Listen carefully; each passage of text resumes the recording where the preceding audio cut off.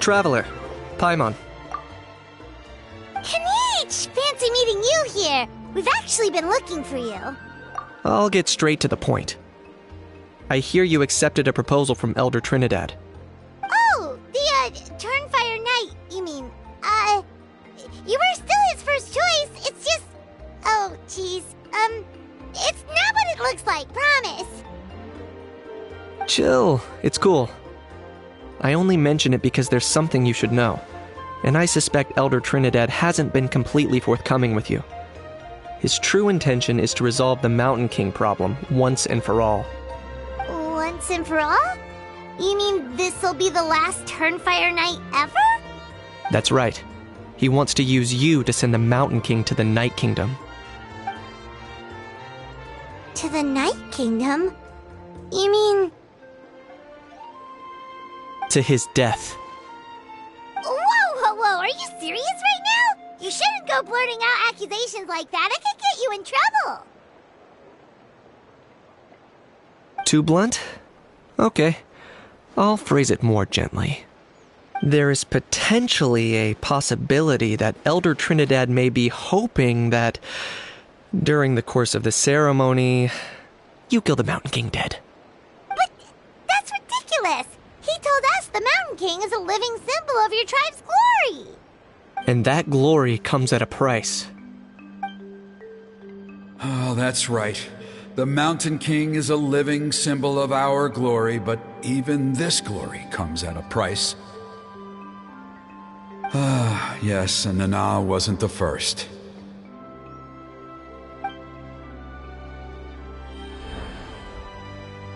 Mm-hmm.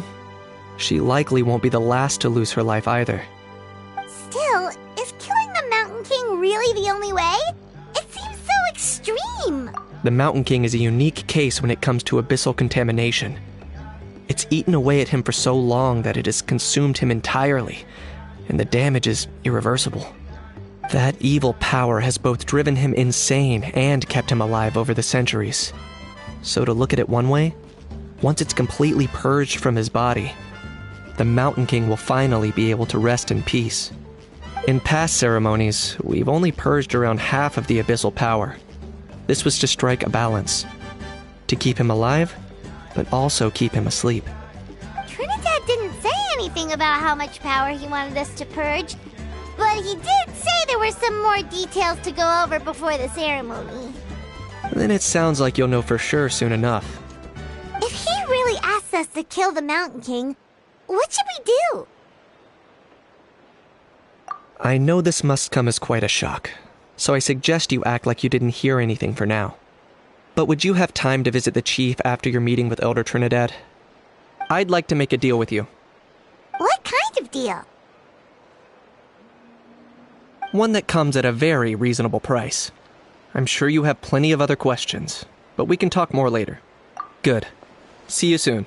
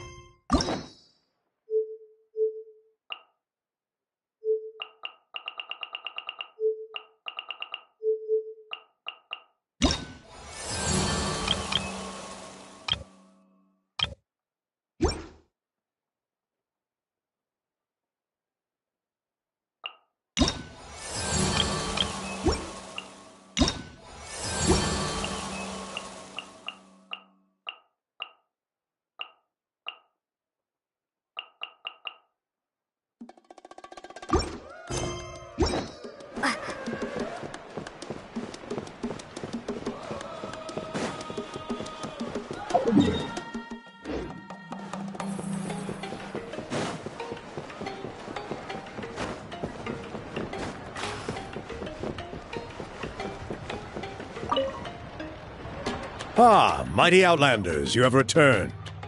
Did you have a good rest? It was, pretty good, yeah. Glad to hear it. Things are progressing very smoothly on my end. Many of the elders have heard of your heroic deeds, including the chief. They all speak very favorably of you. There are still those who insist that the ceremony should be performed by the bearer of the Malipo name. But they're just stuck in the past. We need to move with the times. Plus, Kanish doesn't want to do it anyway. Exactly. So now, it's time for us to discuss the finer details of the ceremony. We covered the fire-lighting part of the proceedings yesterday. The next part is the purification of the Mountain King. It's quite simple. You just need to use the sacred flame. We've done it plenty of times before, and it's always very routine. I'm sure you won't have any problems. One point I'd like to stress, though, is that you need to burn away as much of the abyssal energy as you possibly can. The more we dispel, the longer the Mountain King will remain asleep. Asleep, huh? Precisely. In previous years, the Flame Bearer has often been unable to dispel a sufficient amount of abyssal energy. That's the only reason why we have to perform the ceremony on a regular basis. But I understand that you have a lot of experience fighting against the Abyss. And you seemed to wield the sacred flame quite effortlessly yesterday.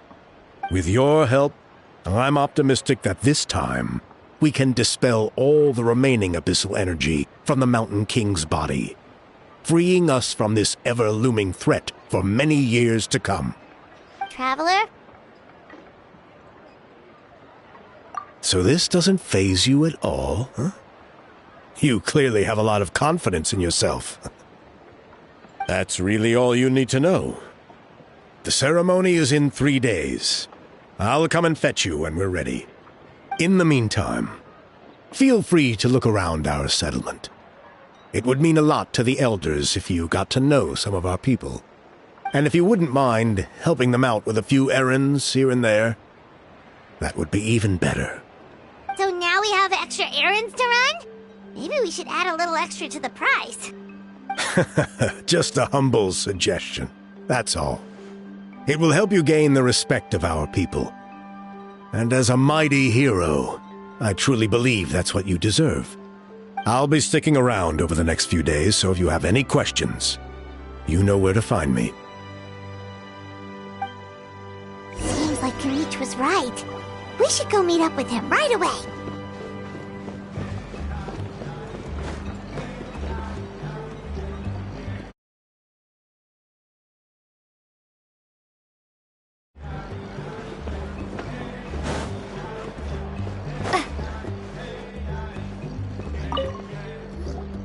Ah, you're here. Kanish! Elder Trinidad said that... I can tell. It's written on your faces. Is that the Traveler in Paimon? Forgive me for not being there to welcome you on your arrival. That should have been my duty as chief. Hello, Chief Waina. I only heard the news from Trinidad yesterday, so I asked Kanish to invite you over for a quick chat. I believe Kanish has already filled you in, so I'll get straight to the point.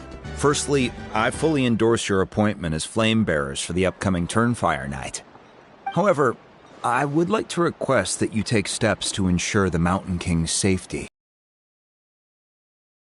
During the tales of our heroes, from you to kill the Mountain King would be to death was a great tragedy, and I do not blame Trinidad for the actions he has taken. Nevertheless, I cannot allow any harm to come to the Mountain King. The very roots of our identity are at stake. My honored guests, please give this matter your serious consideration. Perhaps there is, but despite all our attempts to contain the situation over the years, we've not found it. Right now, I should like to hear where you stand on this matter.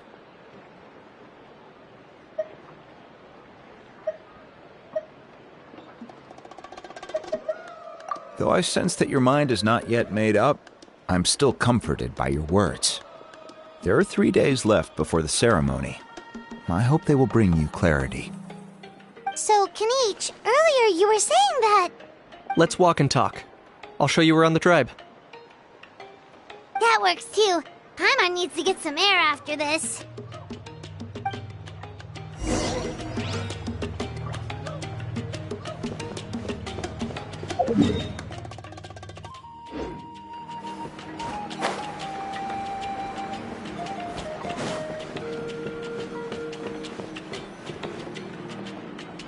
Kanichi, Paimon finally understands why you turned Trinidad down.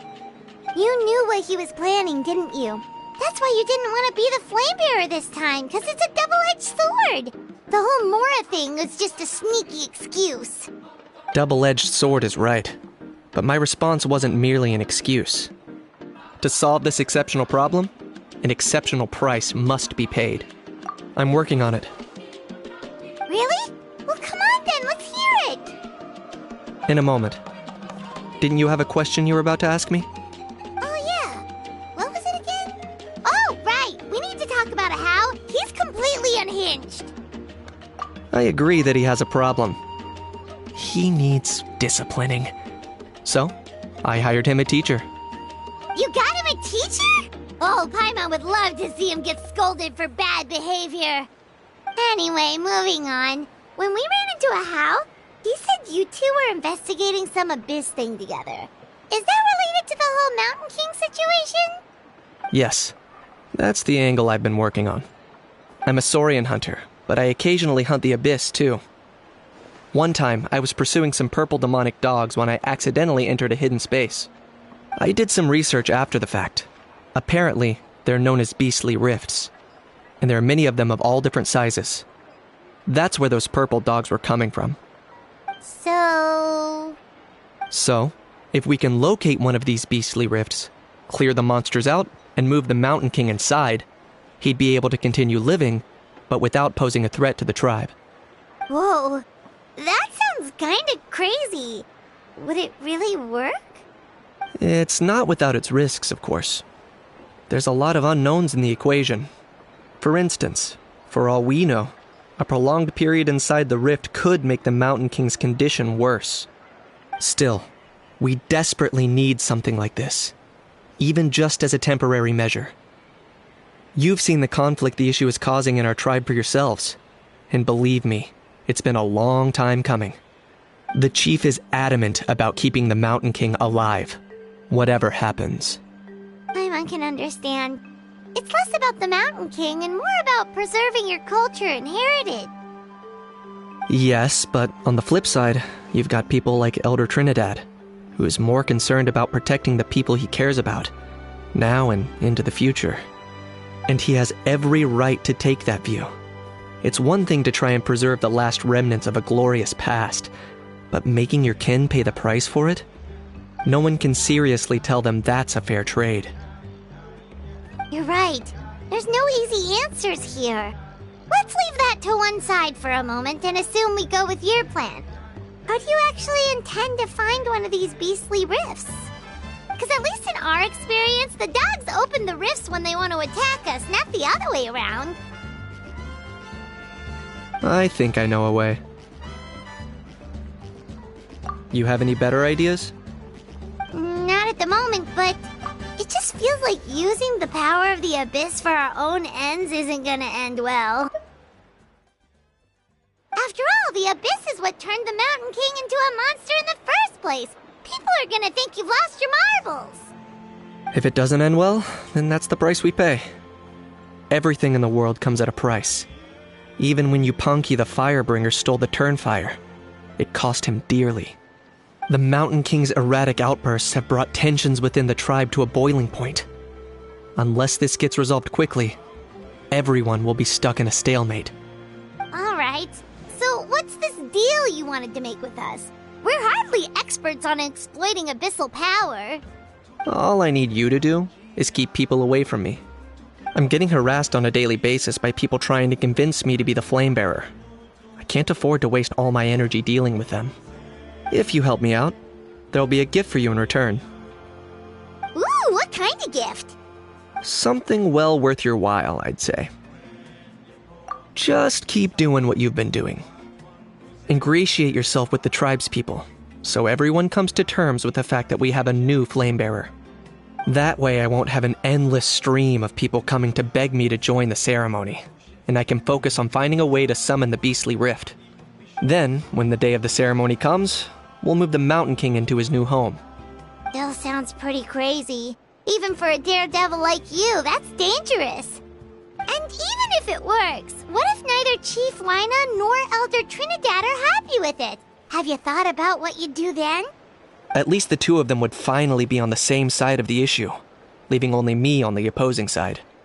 The tribe needs leaders like them far more than a Saurian hunter for hire like me. Huh. Can I take that to mean we have a deal? For sure. And who knows, maybe we'll come up with an even better solution to all of this in the next couple of days. Great. Well, for the next couple of days, please spend some time among the tribe and lend a hand wherever you can. I'm sure everyone will be swept off their feet when they meet our new flamebearer. Good luck to us both.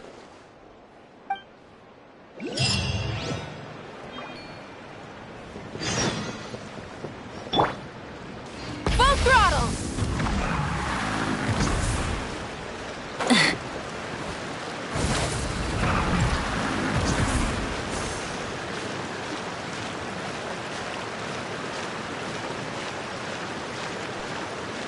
Hip.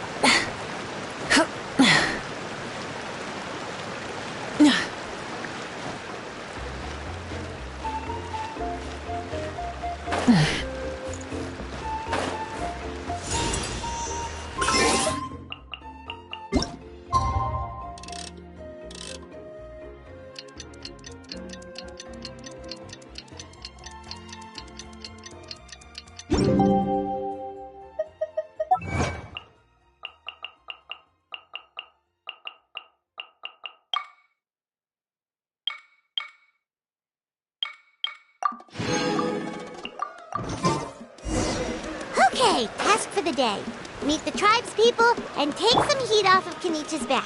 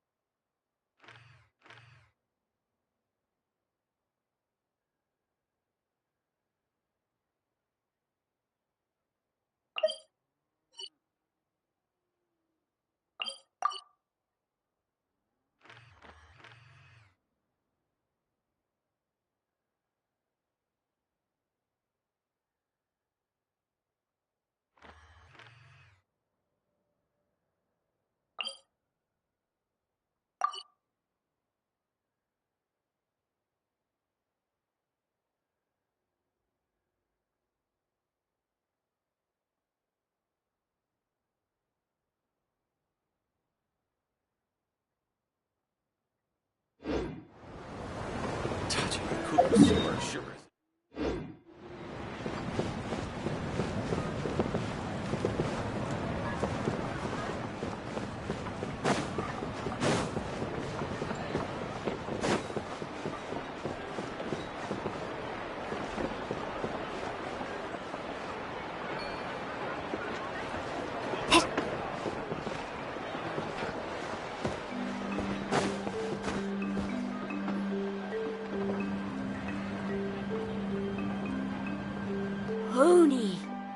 can you call the Mountain King a monster? Because he hurt a lot of people, and look what happened to Nana. But it wasn't on purpose. The Mountain King is sick, that's all. He's been hurt by the Abyss. That's true, but the fact remains that he's now a threat to all of us.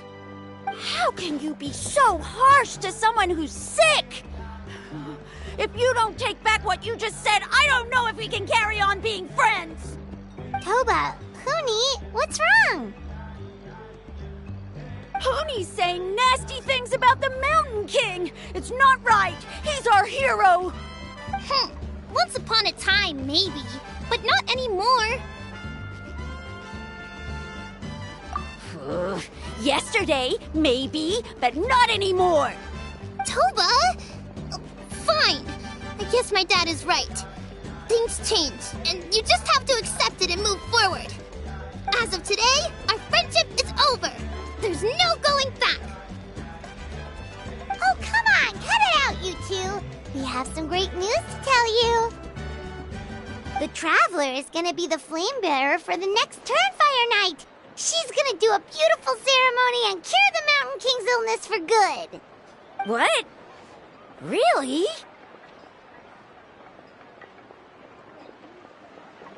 So that's what my dad wanted to talk to you about? To be fair, from what we saw the other day, you are pretty good at climbing cliffs. Probably just as good as Kanich. Wait, speaking of Kanich, where even is that guy? Oh yeah, good question. Is he not coming to the ceremony anymore? We can get him to come, but if he catches you two fighting again, he won't be happy. He'll be sure to give you both a piece of his mind. No, we can't let that happen. I've never even spoken to him before. I can't afford to make such a bad first impression.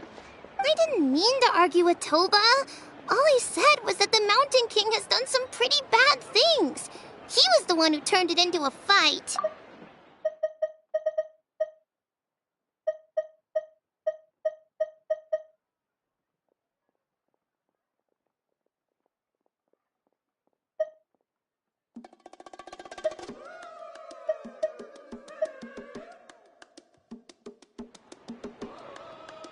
Yeah, if... There's no way Toba would have come to look for the baby Saurians with you.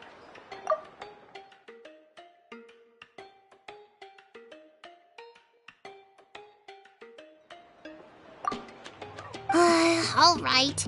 Well, because it's the Traveler and Paimon and Kanich, I'm sorry, Toba. I'm sorry for all the mean things I said about the Mountain King. Dad just really misses Nana, and I was really upset that she's gone, too. Huh? Oh. I shouldn't have spoken to you the way I did either. It wasn't very nice of me. For the Traveler and Paimon, Kanich, and for Nana. I'm sorry too, Huni. That's more like it. Now you're best friends again! Guess so. Toba, if I ever say something mean about the Mountain King in the future, I'll make sure I say it to someone else, and not you. I'd better go buy some colored cloth for my dad now. He needs it for Turnfire night. Let's play again some other time. See you, Toba. See you, Traveler and Paimon. Okay. I'll head home as well then. See you next time. Okay, take care, you two. Even though they said they're sorry, it looks like their friendship isn't as strong as it was before. Let's just hope we can solve this once and for all. Come on, let's move on.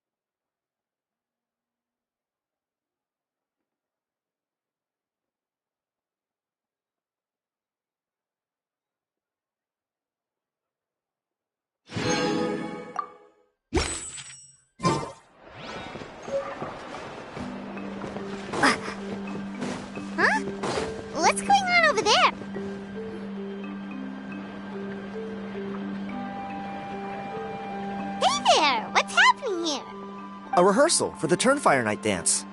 Ooh, there's a dance involved? Paimon wants to learn too! You don't know it? Ah, I guess you're not from these parts, huh? It's rare to see a new face around the tribe these days. I thought everyone would be keeping away. Why do you say that? Because of the Turnfire Night, of course. The Mountain King could wake up at any time. That's why we're holding an emergency ceremony. This isn't one of those fun and games festivals. For outsiders, it might even be a little dangerous. Well, did you know that the Flame Bearer this time is actually gonna be an outsider? Oh, I did hear about that. It's a first for sure. I would have loved to meet them in person. What? Oh, it's you?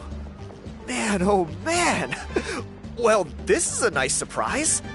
It's funny, I was just thinking that I'll probably miss out on meeting the new Flame Bearer since I'm not taking part this time around. Then suddenly, there you are. Must be my lucky day.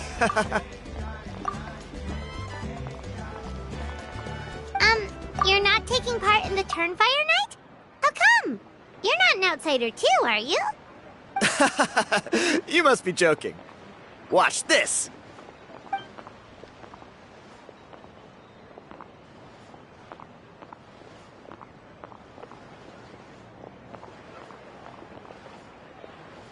Not bad, right?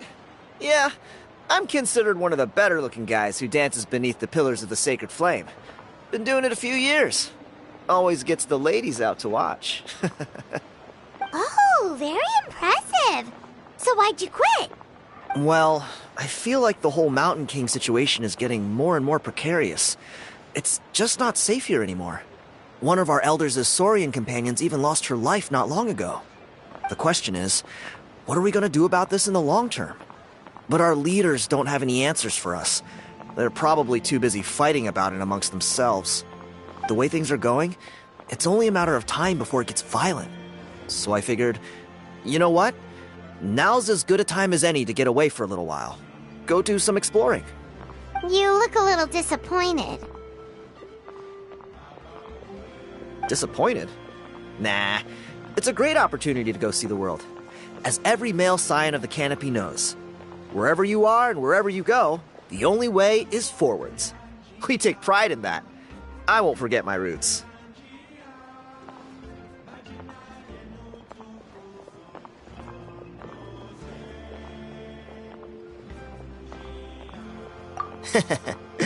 I managed to get in touch with the Saurian Relics Association.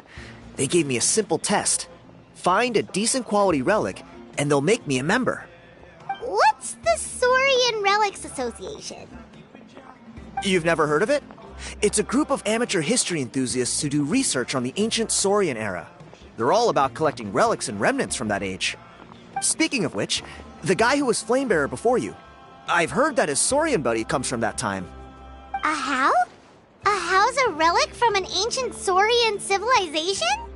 Oh, yeah, him. So you know those two already, huh? Then, do you know how they met? It was deep inside some mysterious ruin, and they signed a contract there. The association folks say that the kind of contract usually comes with a huge hidden cost. Really? That sounds ominous. Who knows? But if it's true, Kanich can probably handle it. He knows what he's doing with weighing up contracts and costs and stuff.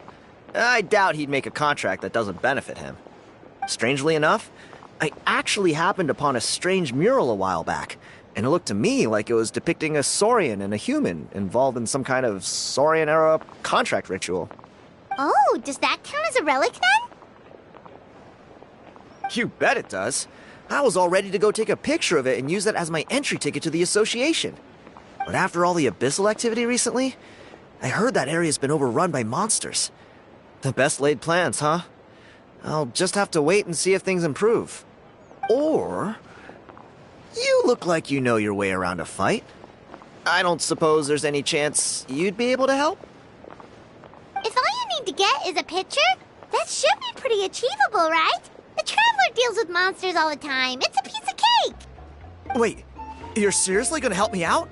Come on, it's no big deal. Compared to some of the things we've been roped into before, this is nothing. Pyro Archon above, you two have hearts of gold, you know that? You're the kind of people who could dive into the Turnfire deep in the bowels of the Night Kingdom, and it wouldn't burn a single hair off your head.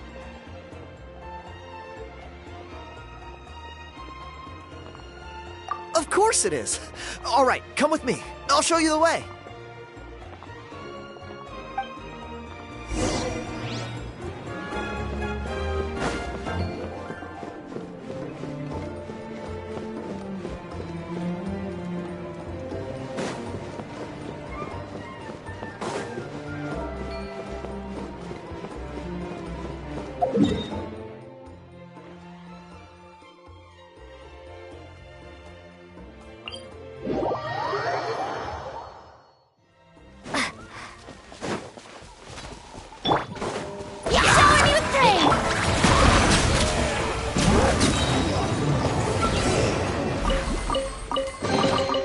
Abandoned property belongs to whoever finds it first. So, it's legally yours now. All right, let's finish this fire. Settle down!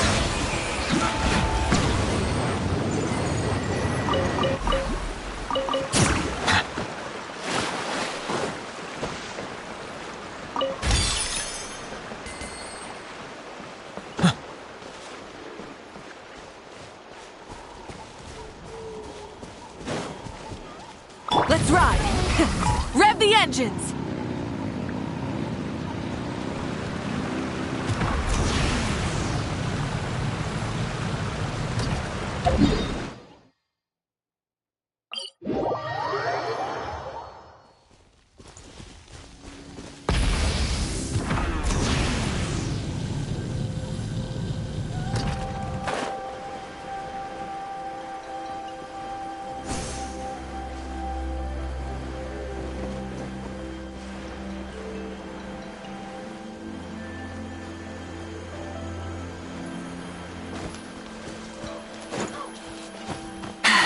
Hip.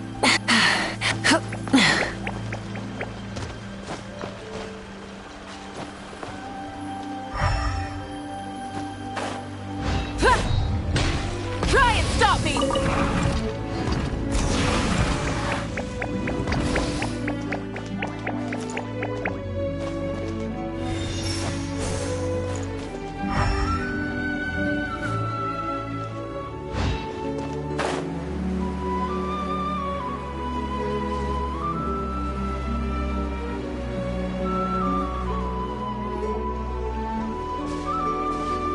There it is. It's inside these ruins. As you can see, the place is crawling with monsters. Alrighty then. Stay back and take cover, Tiago. This could get dangerous. We'll take care of him. Great minds think alike. I'm not about to cramp your style.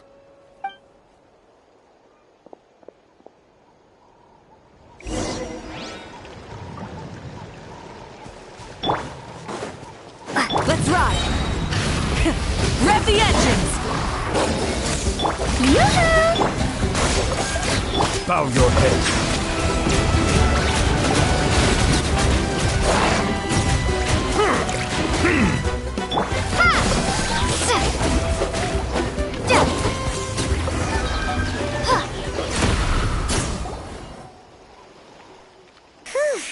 That should be the last of them. It's a good thing Tiago had the sense to stay in his hiding place, or things could have gotten really hairy for him. Hey, look! That's gotta be it, right? Definitely looks like a mural. True. Now that you mention it, most ancient murals take up a whole huge wall. This looks more like someone with a paintbrush got bored and started doodling. It does match the story he told us, though. There's a Saurian and a human. So, is that supposed to be what an ancient contract ritual looked like? Whatever. We're not here to decipher it. Just photograph it.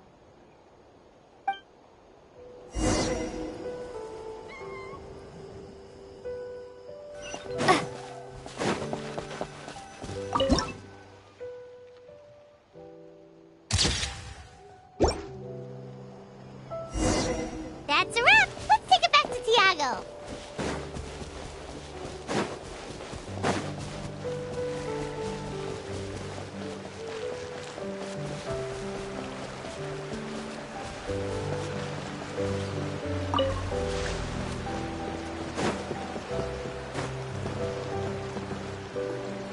You've been robbed?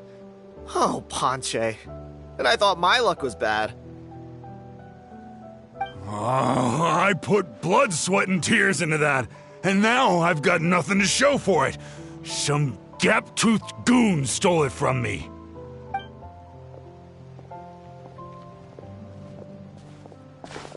Tiago, is this the picture you were looking for?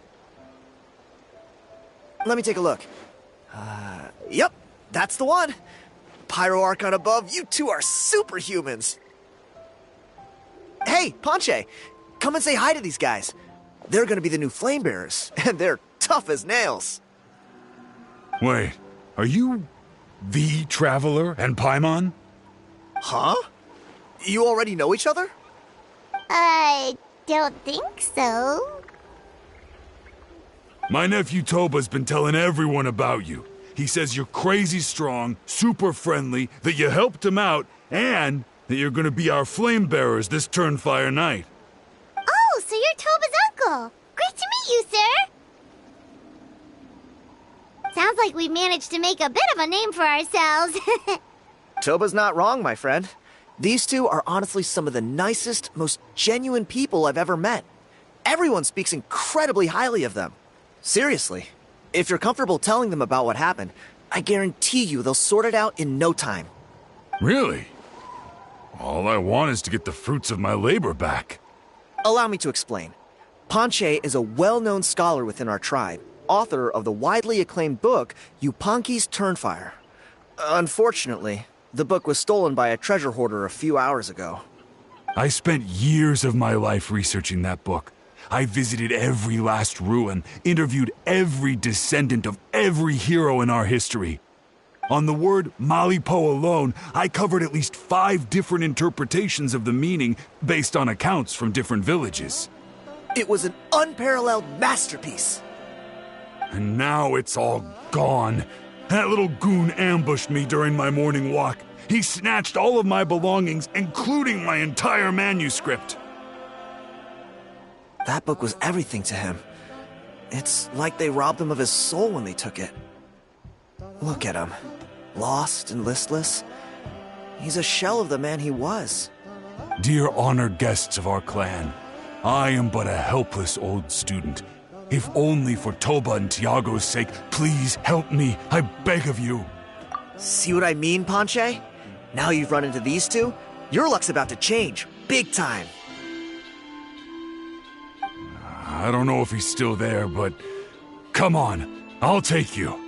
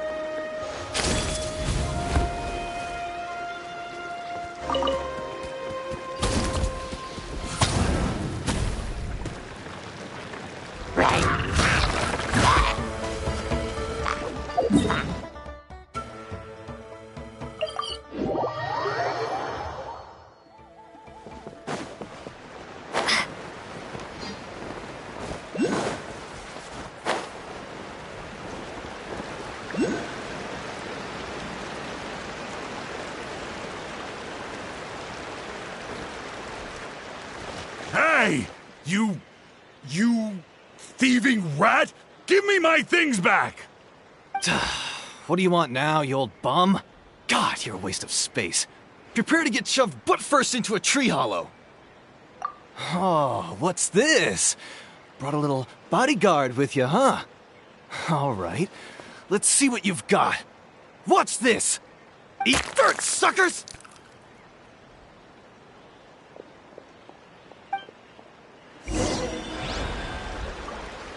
Hey, he's trying to get away! You good? Let's chase him down!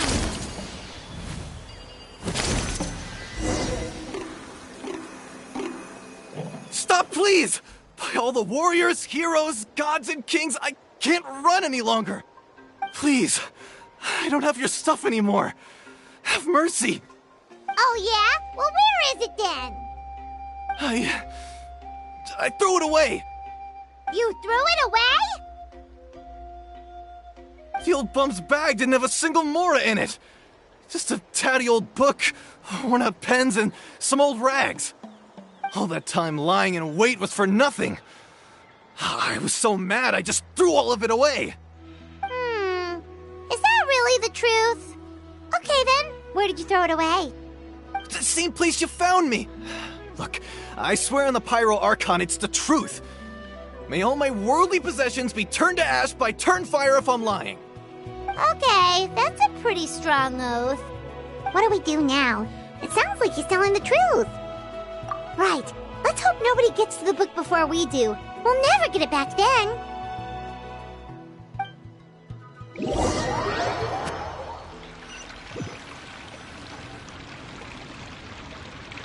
Although the Turnfire is a heroic symbol in Hoytzatlan, it always comes with the more ominous implication of eventual tragedy. This holds true for all bearers of this ancient name in recorded history. Each one of them died of non-natural causes, as if the specter of the Turnfire was always lurking in the background. This appears to suggest the existence of some higher power that is always watching the name-bearer, examining their actions, and eventually demanding payment in return.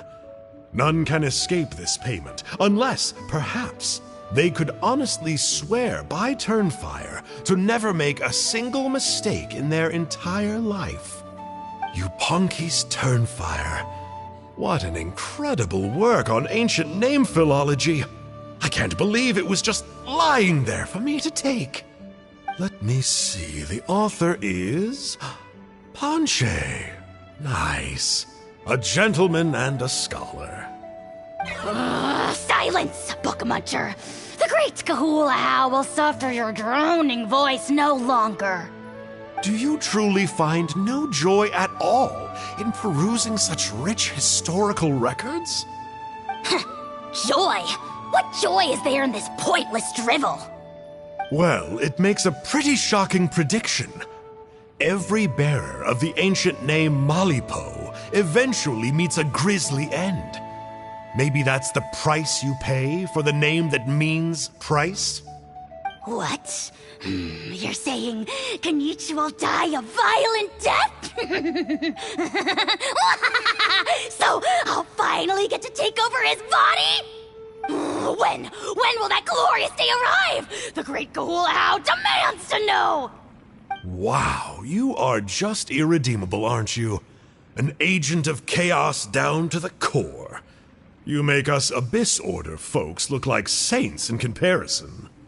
Silence, maggot!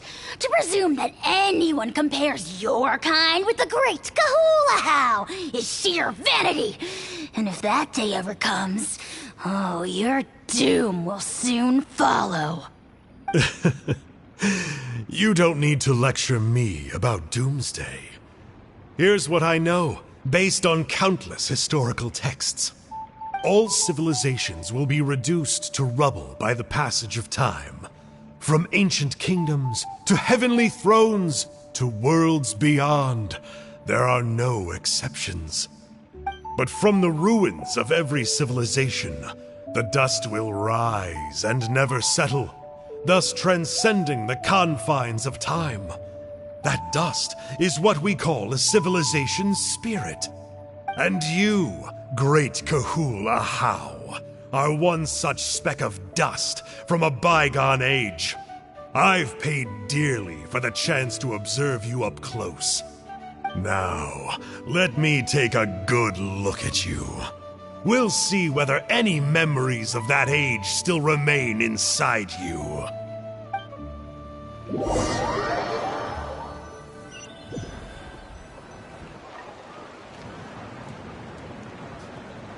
We're so sorry, Mr. Ponche, but we couldn't find your manuscript anywhere. Does that mean all of my hard work was for nothing? You gotta stay positive, Ponche. You might have lost the book, but the brains behind it are still intact. Surely you remember the main points at least? The whole reason I worked so hard to get it finished before the Turnfire Night is because I hoped that maybe it might help us find a way through these trying times. Well, not exactly, but I thought my research might at least be a starting point. Oh, really? So what did you find out in your research? I think the key to all of this lies in the power of Malipo. Ponche, you know as well as anyone that ancient names don't hold any real power. Symbolic power doesn't count. You're right, but Malipo may be a special case. Given that it first arose in the era of the first Pyro Archon, it might contain remnants of Shibalanke's power. Yeah, I remember that story. My grandpa told it to me when I was a little kid. Maybe you're the special case. Most kids stop believing in that stuff by your age. I'm not talking about childhood superstitions here. There is evidence. Like what? Like the fact that the Mountain King is still alive. Everyone attributes that to the power of the Abyss. But there's more to it than that. The key factor is that Burkina summoned the power of Malipo at the cost of his own life. If you don't believe me, then answer me this. How many other creatures can you think of who lived longer, not shorter, after being contaminated by the Abyss? Traveler, different situation but similar idea. Doesn't this remind you of the hilly... So, I came to the conclusion that Malipo must refer to some mysterious ritual involving a tit-for-tat exchange. It began with the first Pyro Archon, fell with the Grand Alliance, then was buried in the Night Kingdom. And now, it awaits the call of its new bearer. Hey. Sorry to interrupt, Ponche, but you seem to be getting a little overexcited. I'm sorry. I was originally planning on presenting my findings to Kinich. I'd hoped he would be attending the upcoming ceremony. Sounds to me like you dreamed up one fanciful theory to support another. Kinich, what are you doing here? I more or less finished what I was doing, so I came to have a quick catch-up. Now a good time? Kinich! I'm onto something. I haven't worked out all the details, but you have to attend the Turnfire Night. So Mr. Ponche here has done a lot of research on the history of the Turnfire, and thinks he might have found a way for you to solve the problem. I'll be there, Ponche. Let's go.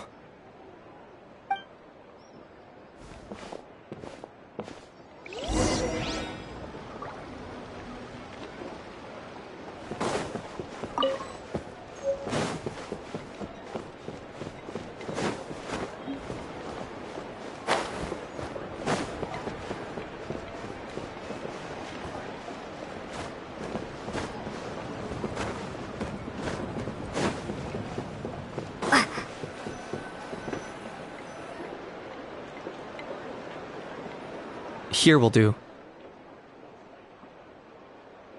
Yeah, I'd like your help giving it a trial run tomorrow. If that works, we have our plan come Termfire Night. Sounds like you're not considering Ponche's idea. You heard him. He hasn't worked out the details yet. We need a more practical solution with concrete steps to follow. Yet? Are you saying you think he might actually be onto something? I think it's possible, based on something I know about the war 500 years ago. Burkina didn't fall to the abyss. He was killed by the Mountain King in an episode of madness. In his final moments, Burkina made the fateful decision not to fight back, and instead pass his blood and power onto the Mountain King. Maybe he thought the Mountain King was stronger than him, and more valuable to the tribe. Or maybe it was just out of loyalty to his friend. Either way, I can believe the Turnfire was involved.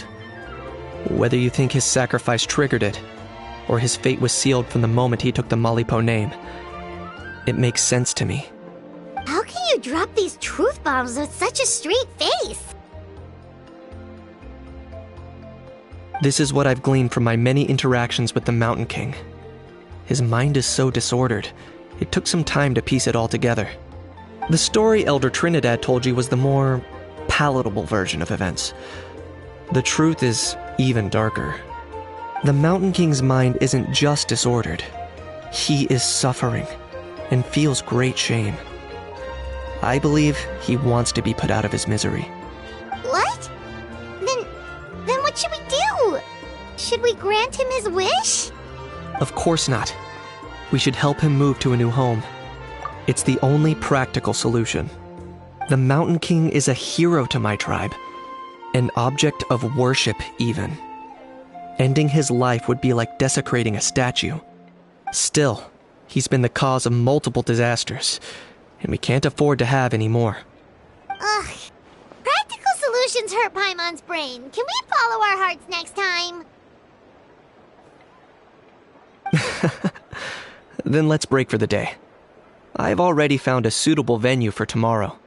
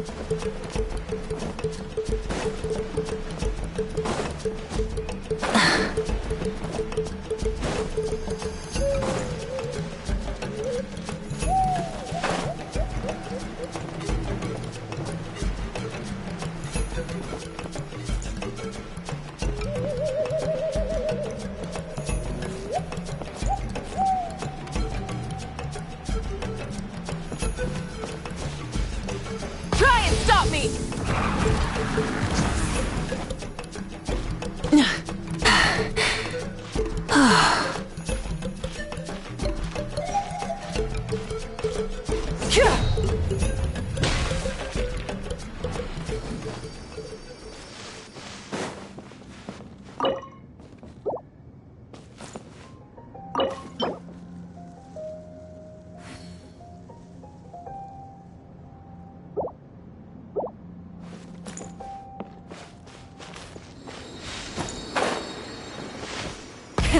Rev the engines!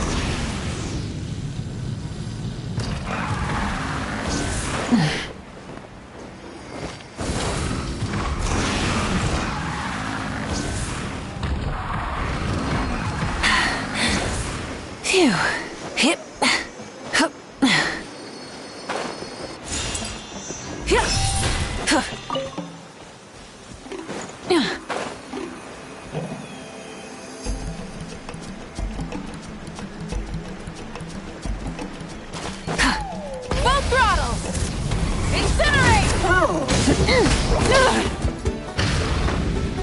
Shower me with praise! Pyroclastic surge!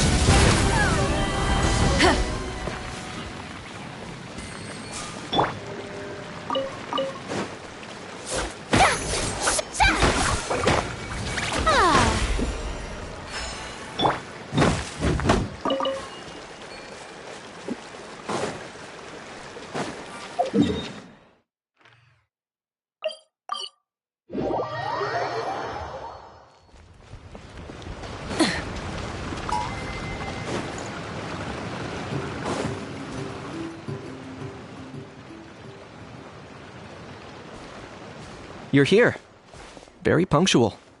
Oh, so the gruesome twosome come crawling back. Here to make amends after the gross irreverence you displayed last time? Very well. The almighty Dragon Lord, Kahula How, shall grant you the audience that you seek. Now pucker up and kiss our feet.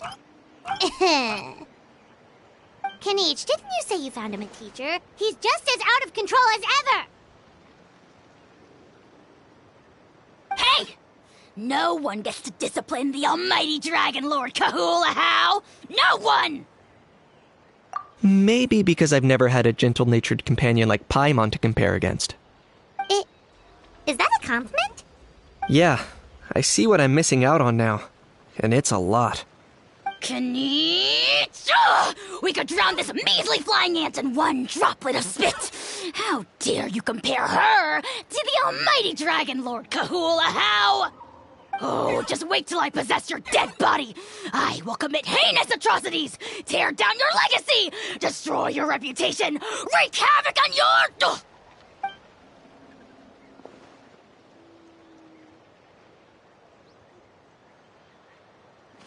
Traveler, Paimon, let's get down to business. Once we've opened the beastly rift, you're welcome to toss a How in there for a couple days. With pleasure. You don't need to ask twice. Check it out. I got my hands on this device in a trade. It's meant as bait, but it'll also stabilize the abyssal energy. The Rift Hounds will tear through space to get this. Once they're here, we take them out and claim the rift for ourselves. You'll find out soon enough. First, let's try this out.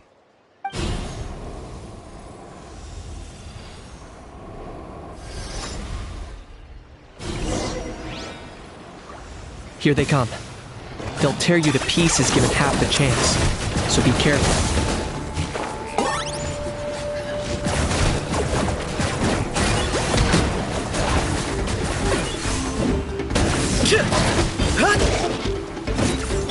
Propagate!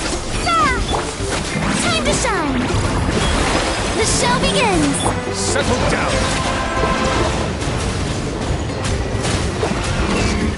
The tides beckon.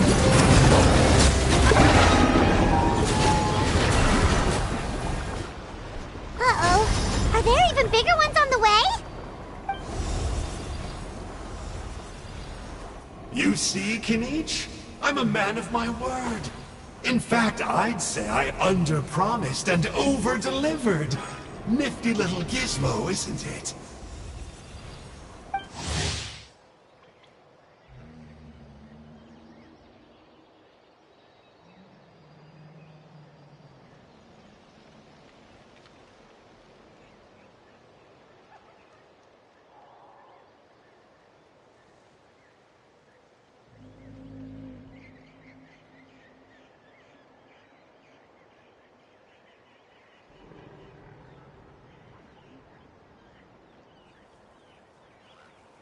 I take it this is your true form.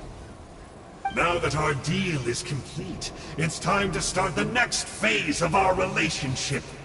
I made a promise to the great Kahula How, and now I'm here to seize your body for his use. Cliché, I know.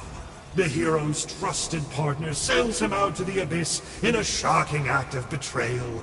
Cue bad guy speech and drawn-out death sequence. Huh? Angel? Huh? Huh? What are you two doing here? Oh, Mr. Kinich, this is not what we agreed on! Traveler, this is the gift I got you. I know you're looking for intel on the Abyss Order, so I thought he might be of use to you. But it looks like you've already met. Yikes. Frosty reception. Gotta say, I kinda pictured this moment going a little differently. Tears of joy welling up in your eyes as you say the words, "It's good to see you again, old friend." Don't be ridiculous. Sounds like you've been reading too many romance novels. There we have it. Change is inevitable and nothing lasts forever. What a pity. Well then, time for you to meet the new me. This time, please call me Sanka. Sanka! Aha! So you're the glasses guy! You tricked Huni and Toba into telling you a bunch of stories! What does it matter? A name is a superficial label. It's what's deep down inside that counts. And I've shown you the deepest parts of me. That would explain a lot. Why else would you show up here and start acting like a wise guy? You looking for a fight? I'll pass. I do rather like you, as I've said before, but my one quibble is that you really don't know your own strength. Wait, of course! You're the one behind all the recent Abyss activity! Let Paimon guess, you've been provoking the Mountain King too! Haven't I told you before? I'm not part of the inner circle who do our Highness's bidding. My interests are far more low stakes.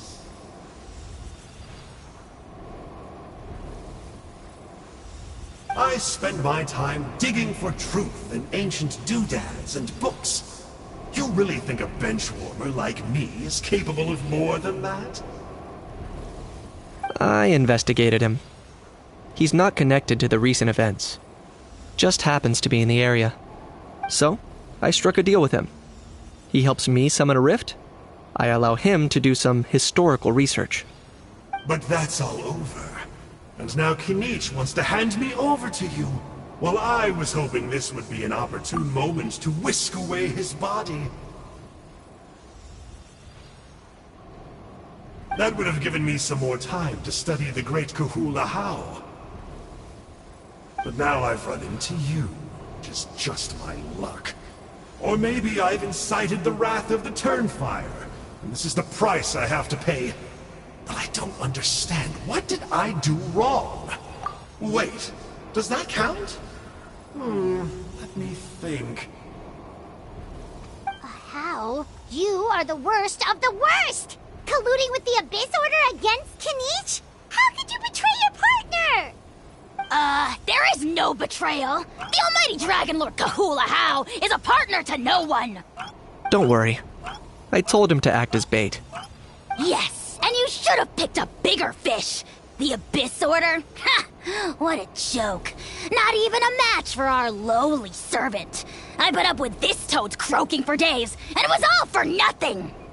It looks like your disciplinary measures have been less than effective, Mr. Enjo. What did you expect? Behavioral rehab isn't really our thing.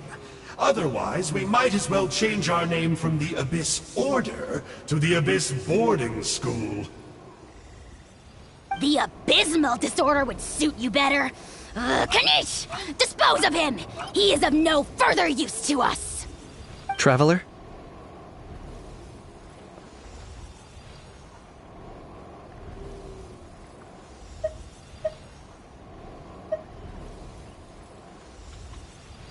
You see, this is why I like you. Still, you shouldn't underestimate me just because I'm a lowly clerk. I could never beat you in a straight-up fight, but when it comes to running away, I won't lose to anyone. Do me a favor, and remember how fast I disappear. Maybe then you'll show me a little respect next time.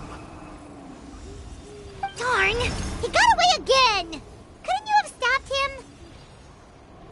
It's alright. He's not worth our time and energy. Besides, it seems like he's in debt to a lot of people. I'm sure they'll keep him busy. If you say so. Still, Paimon's kinda surprised that you actually struck a deal with someone from the Abyss Order. To borrow that guy's words, names are superficial labels.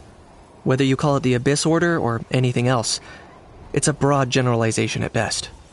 Think of it like apples that have fallen from a tree.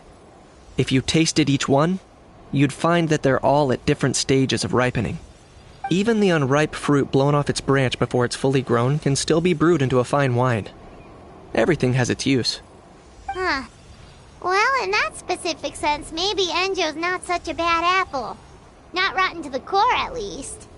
Of course! Only the almighty Dragon Lord, Kahula How, is rotten to the core and evil beyond redemption. Ugh. So what exactly are you anyway? You're definitely the evilest little thing Paimon's ever met. Don't worry. He can't hurt a fly. You could say that. Paimon heard that those kinds of contracts might come with a terrible cost attached. Is that true? Such as a How watching me like a ravenous vulture? Vulture? Vulture! We are the Dragon Supreme, sovereign ruler of the Nation of Flame. Let's pick this up another time. It's getting kinda late. You should go back and get some rest. Big day ahead. Tomorrow's Turnfire Night. Time to light the sacred flame and burn away the filth for a legendary 500-year-old warrior. Oh yeah. Hearing you lay it out like that is making Paimon a little nervous. For all the work we've put in, it all comes down to tomorrow night. We have to make sure we solve this problem once and for all. Then it can't hurt to say this one more time. Good luck to us both. See you tomorrow.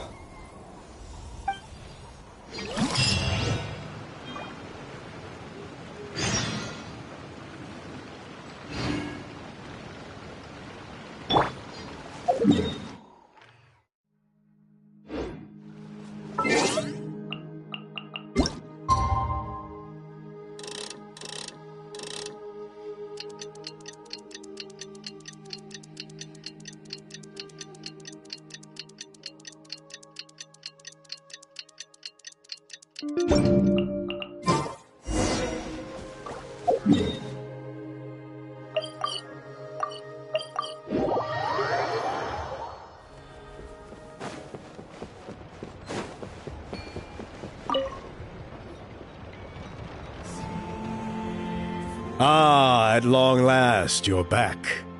I hear that you've done much for our people these last few days.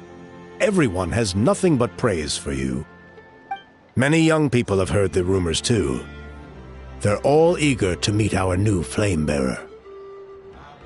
Well, they won't have to wait for long. It's almost time for the ceremony. We really hope we can resolve the Mountain King situation quickly and smoothly.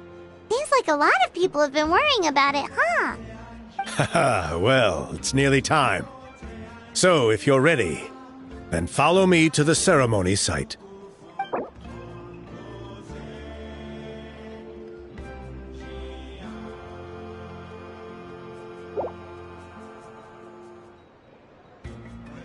Off we go!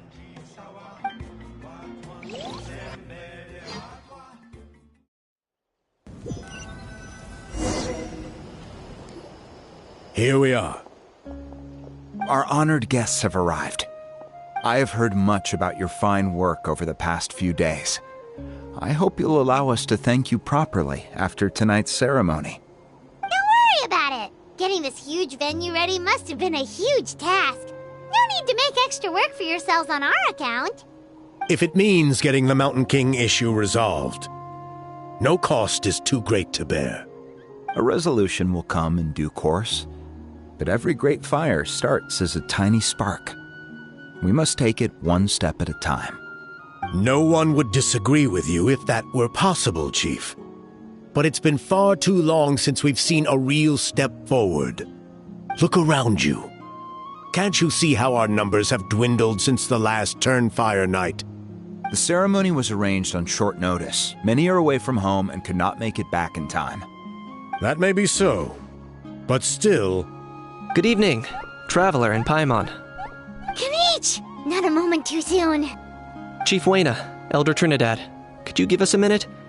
I'd like to give the Traveler a few pointers as the previous Flamebearer. Very well, but make it quick.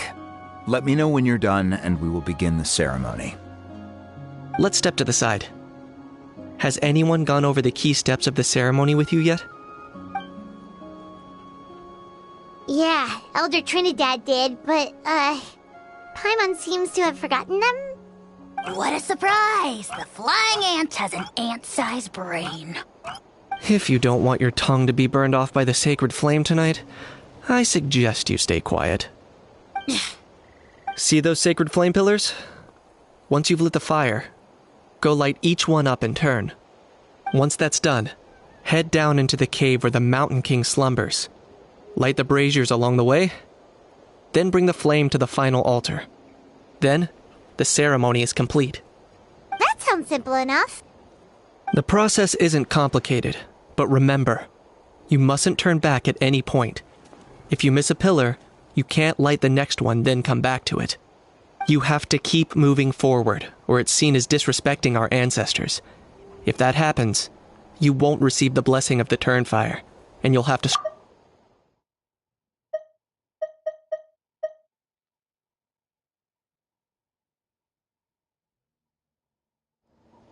I made you a diagram that summarizes the steps. Take a look.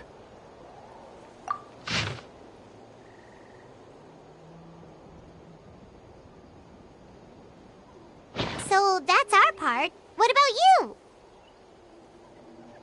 I'll be with you the whole way, and once you've lit the altar, I'll start summoning the rift. You can leave that side of things to me. Just focus on your part. Okay. We'll try to remember all that and get it right the first time.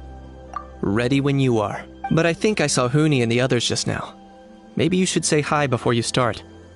Might make you less nervous. Just tell the chief when you're ready.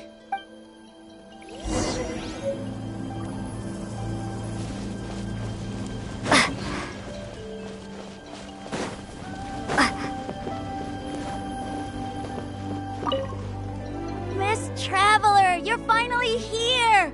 I even dragged my uncle out to watch the ceremony. Although I'd hoped for the Malipo name-bearer to perform this ceremony, that was never anything to do with you, so please don't take it personally. I got thinking last night, and I realized if the lesson of Malipo is to look forwards, then I should accept that my book is gone and start anew. Besides, I'll have even more to write about this time, given this will be our first Turnfire ceremony featuring a flame-bearer from another land. I'll be taking detailed notes. Good luck, Miss Traveler! You got this!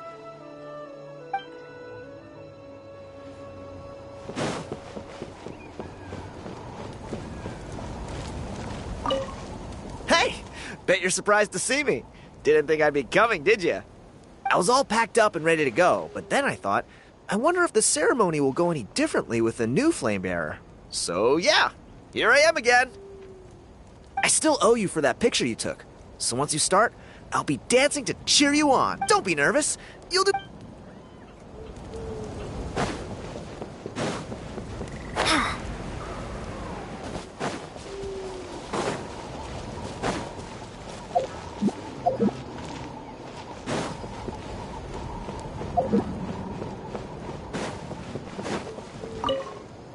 Oh, Miss Traveler, you look so pretty today.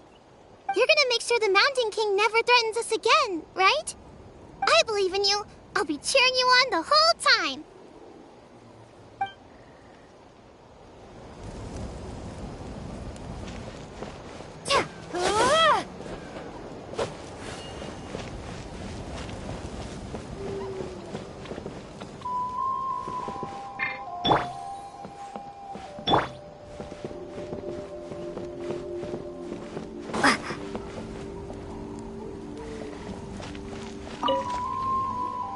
How are you doing? Is all...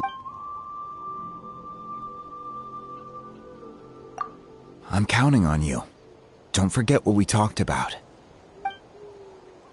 By past fuel and present flame, life marches ever on. My brothers and sisters, The time has come to light the fire once again, and let the Turnfire night shine bright in Hoytzitlan.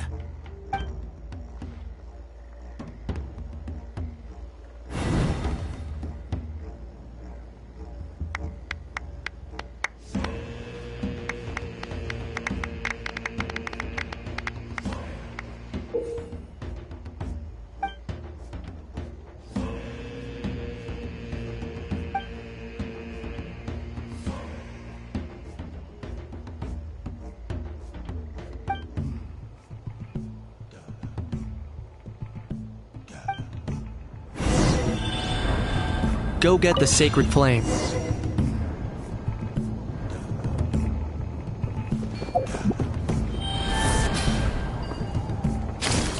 Nicely done. Off to a good start.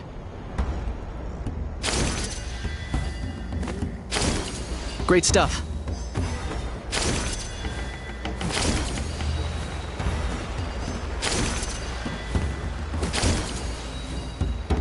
You're over halfway. Keep it up.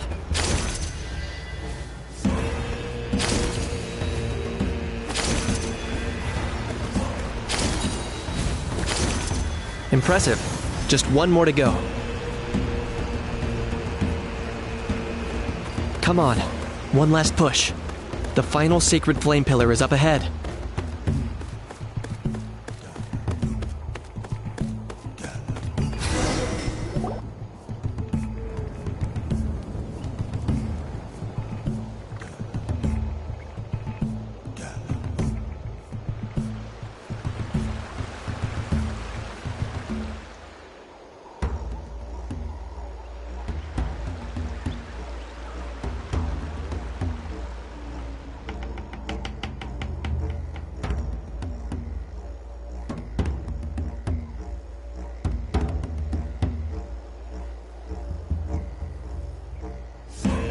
Great! All the pillars are alight. Next, it's down into the canyon, and head for the Mountain King's cave.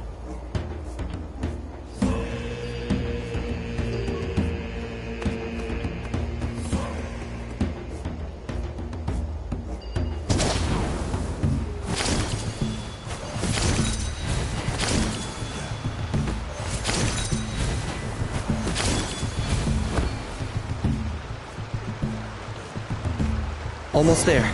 The cave is just up ahead.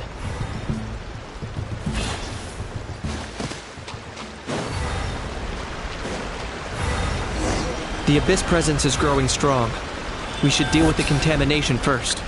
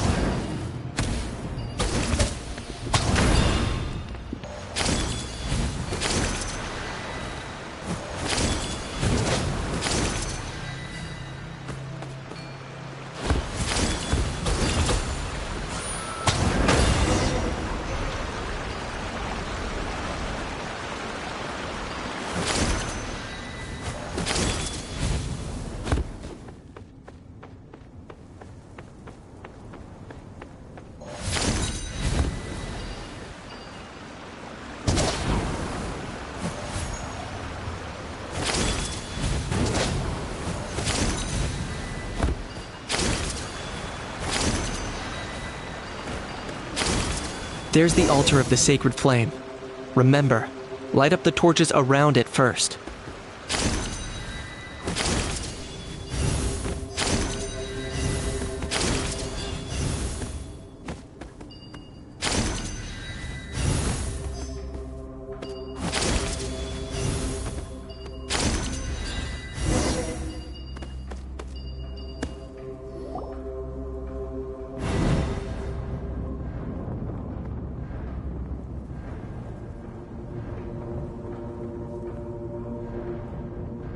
Woohoo! We've lit up the final altar!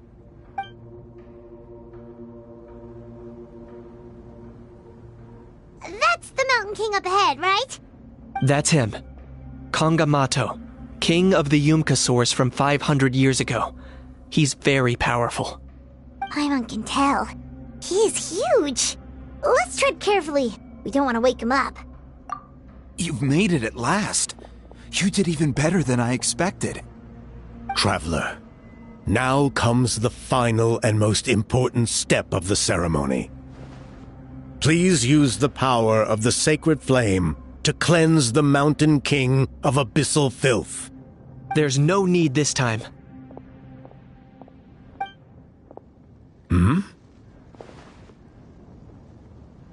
Such strong abyssal power. What is that thing?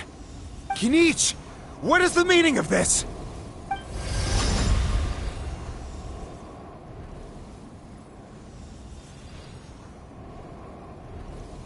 Is that a beastly rift?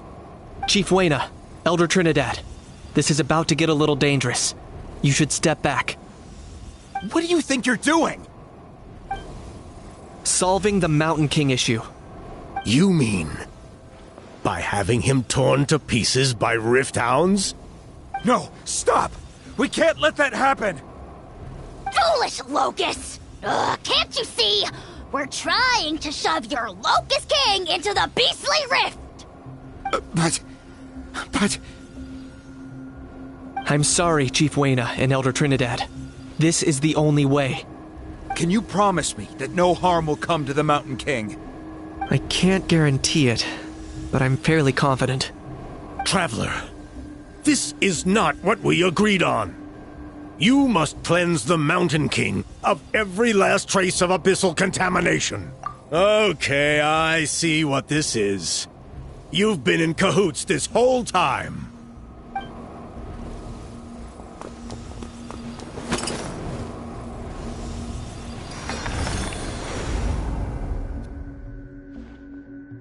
Ugh, you imbecile! What have you done?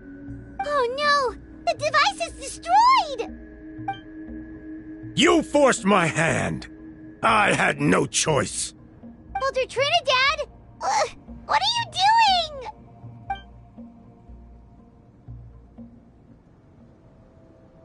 No! The Mountain King is waking up! He will cause even more casualties! Everyone out, now!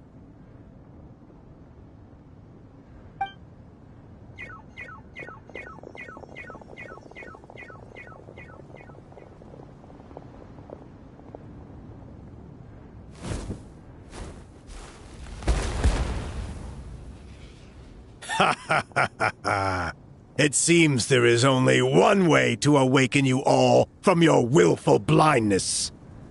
More sacrifices must be made.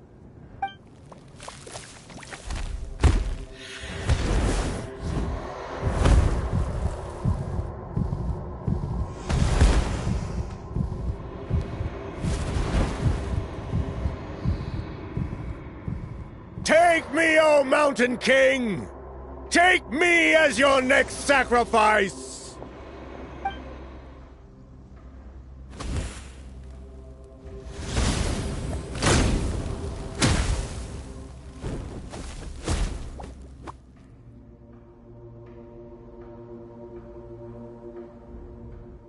Everyone's still outside. We have to keep the Mountain King here. Give me a hand.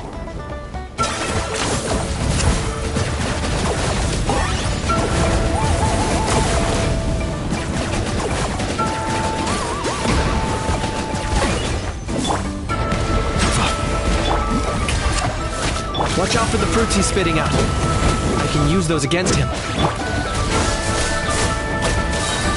Exterminate! Silence! Wrath from the sky!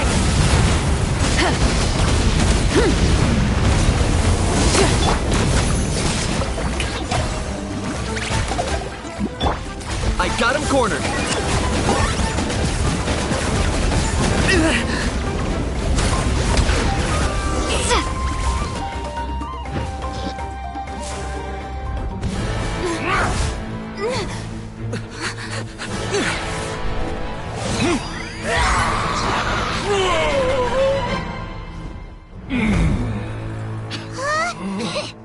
What do we do? We can't open the rift!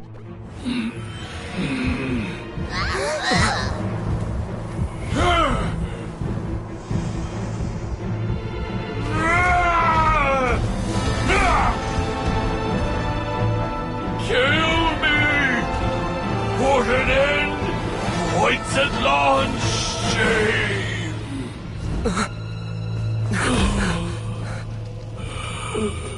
By past fuel and present flame, life marches ever on. Oh, Burkina, I must atone.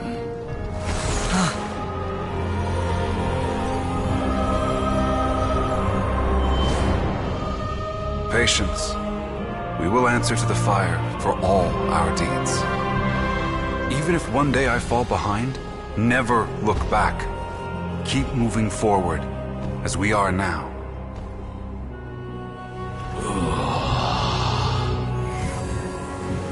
Live with your guilt and shame. This is the price to pay.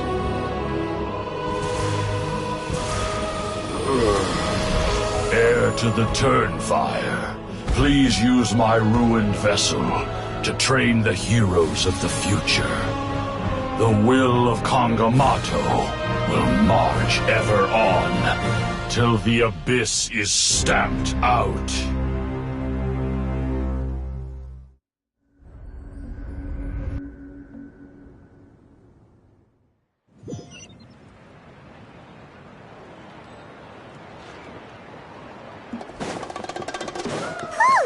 Pretty eventful day yesterday, huh? Paimon wonders how things are doing now. Well, let's go ask the chief!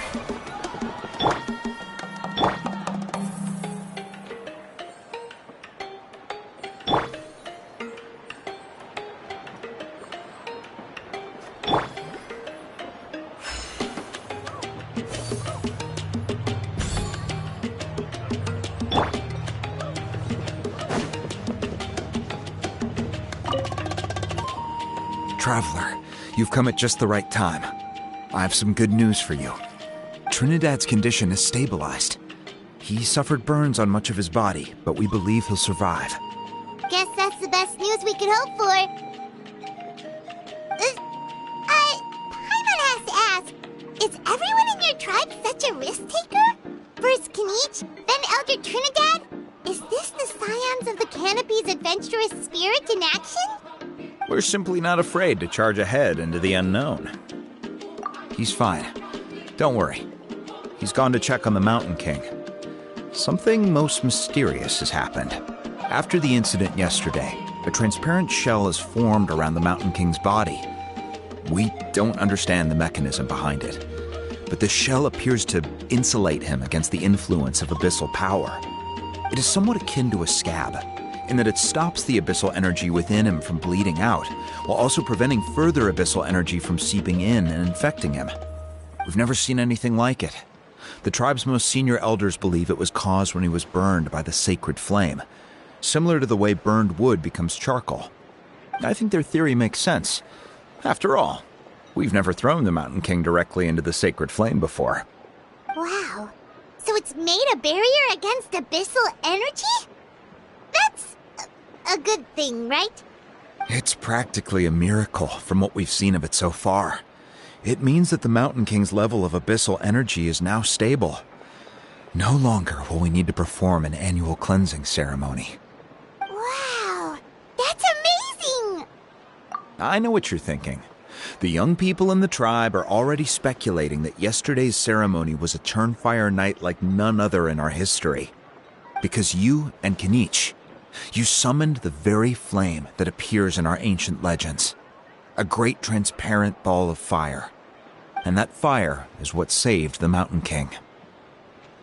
Whoa! So that was the real Turnfire? I may be the chief of this tribe, but I've only ever known the Turnfire as a concept in our legends. I cannot answer that question. If anyone can answer it, I suspect it would be the bearer of the Malibo name. He is in the Mountain King's cave as we speak. Ah, so Kinich then. Why don't we go see how he's doing?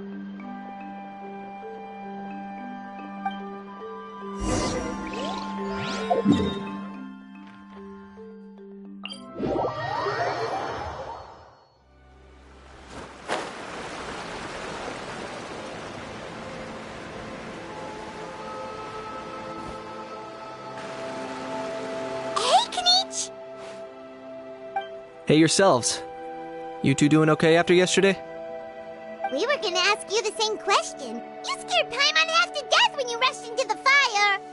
Sorry. I couldn't just stand and watch the Mountain King get burned alive.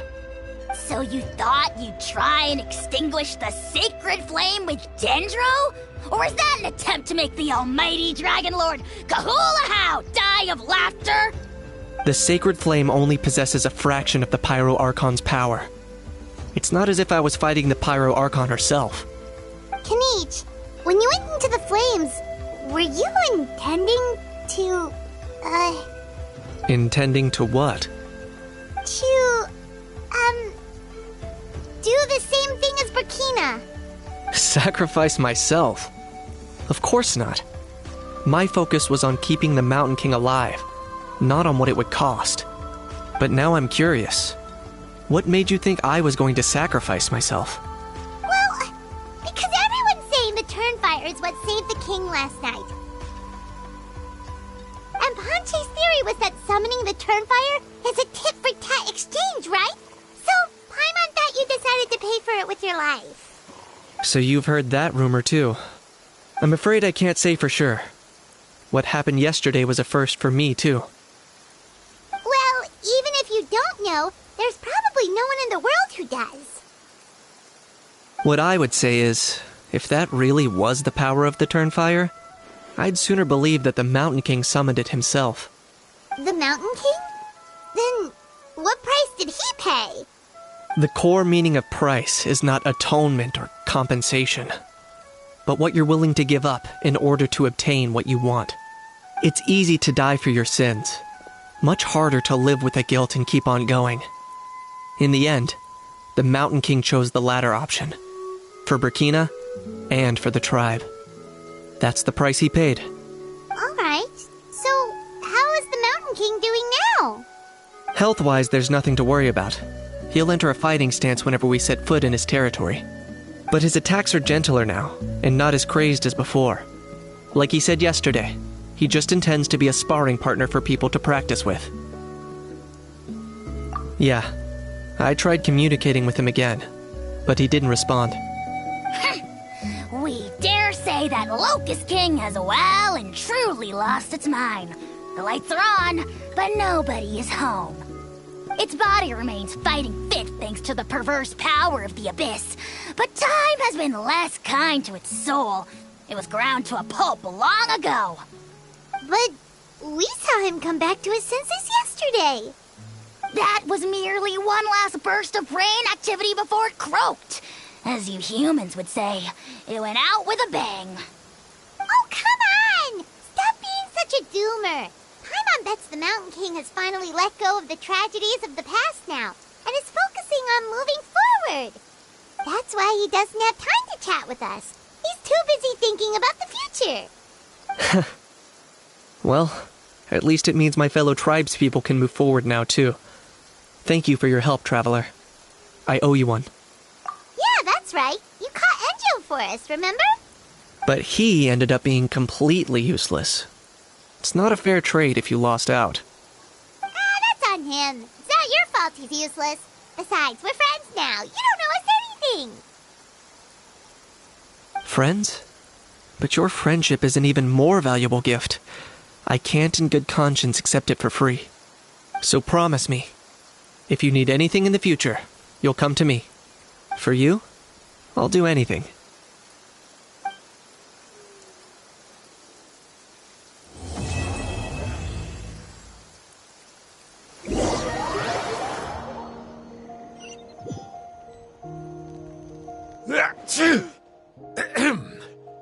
So, in the end, only poor little Huni got the sad ending? Yeah, everyone's happy except me. First Nana, then my dad. Why does everyone in my family have to suffer? Huni, it'll be okay. Your dad will get better soon. Toba, you're my friend, so I shouldn't say this to your face. But it was all the Mountain King's fault. Huh? Now hold your horses, kiddo. If you promise not to fight, Uncle Sanka will tell you a story. Okay, before you roll your eyes out of your skull, I promise you can trust me. I almost got my eyebrows burned off by the turnfire after last time. That's why I came back, to make it up to you. All right, I'll just get to the point. Do you know what Uncle Sanka loves the most about your people? What? Your extreme sports. Huh? On my first day here, I got hit by someone falling out of the sky.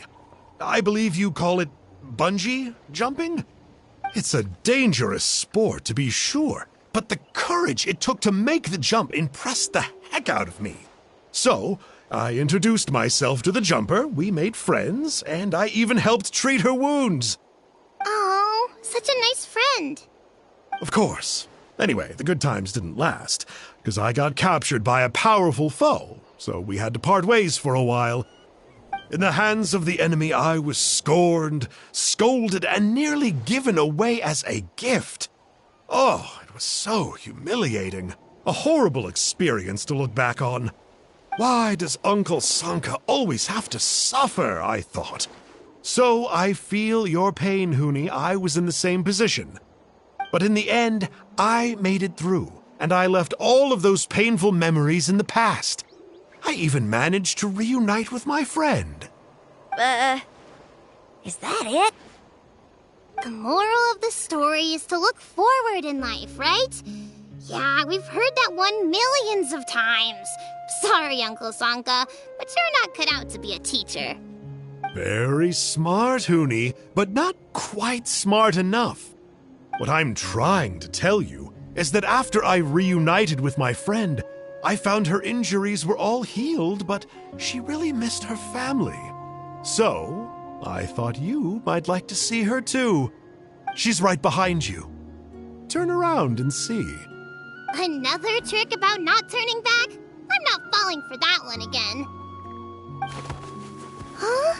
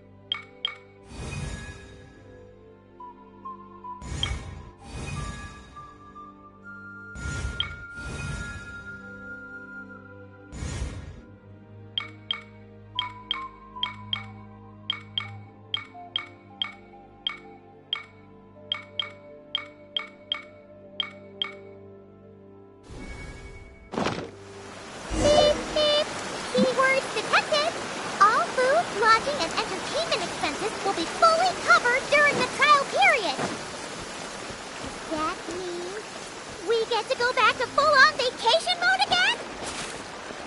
What are we waiting for? Next stop, Tenochtitlan!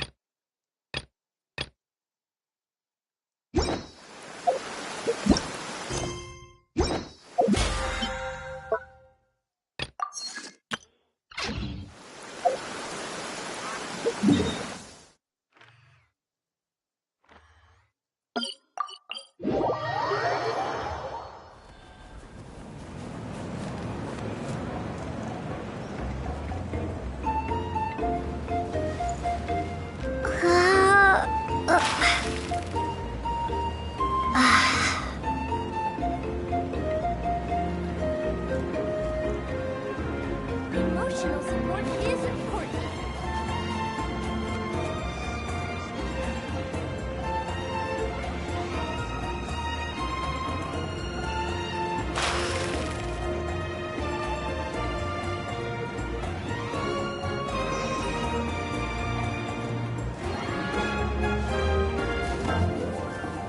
Emotional support is important.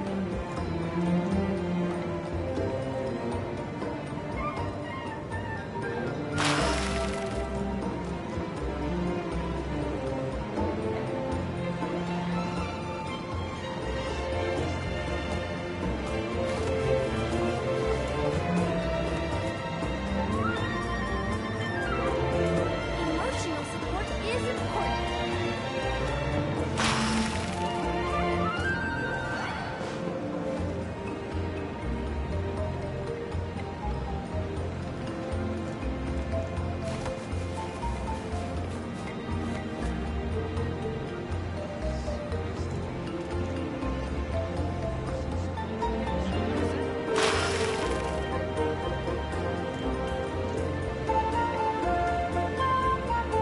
Emotional support is important.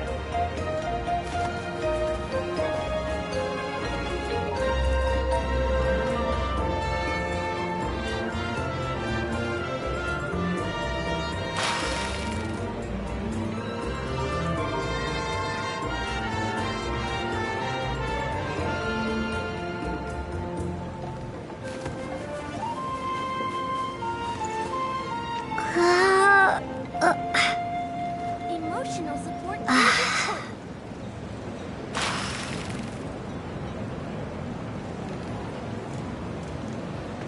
is important.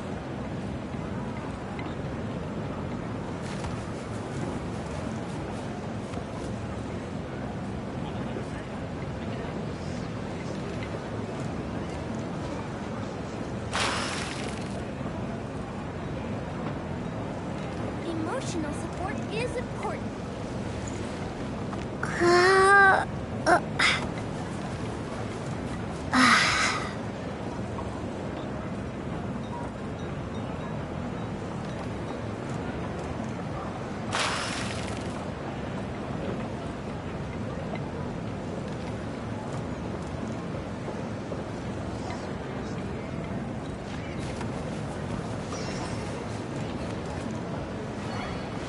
Emotional support is important.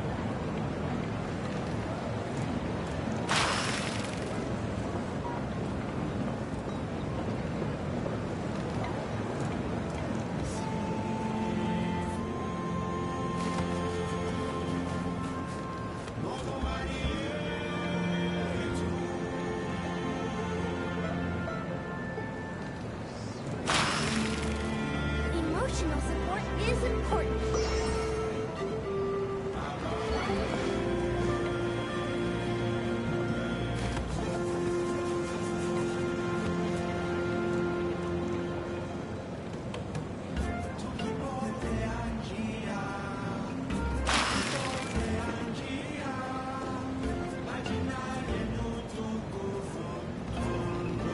Emotional support is important.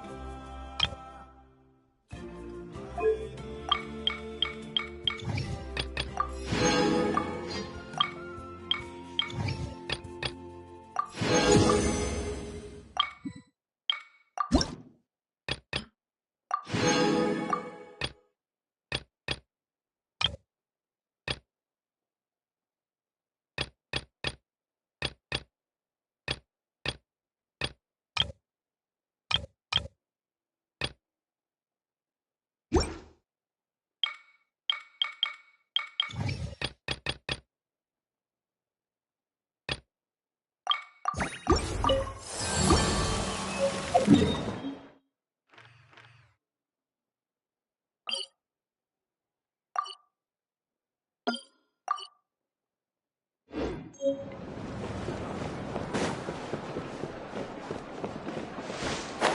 a leather set? I can help.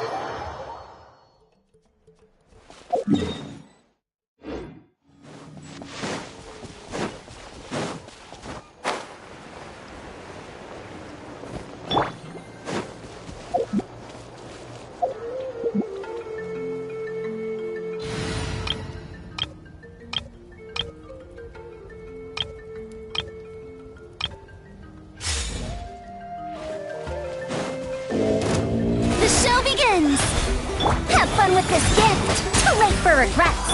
Let the world collide! Light it up!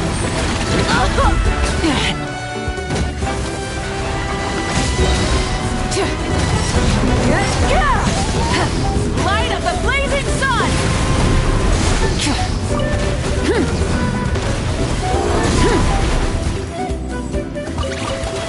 Ears of the storm! Dare to match wind! Hear me! Let my name echo in song! Yoo-hoo! Burn it down!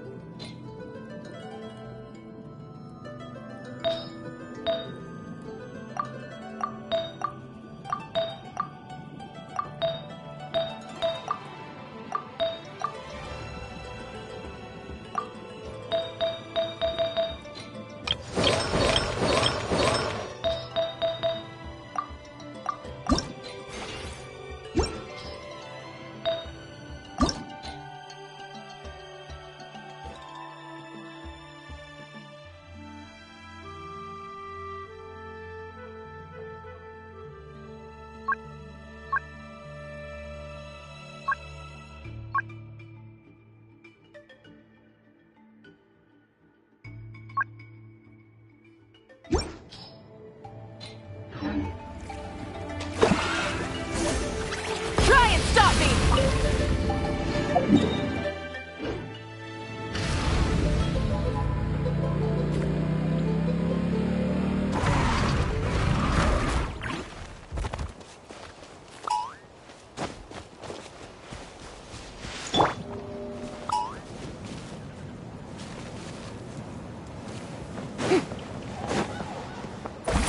Let's hope you finish both a this good fast. fight.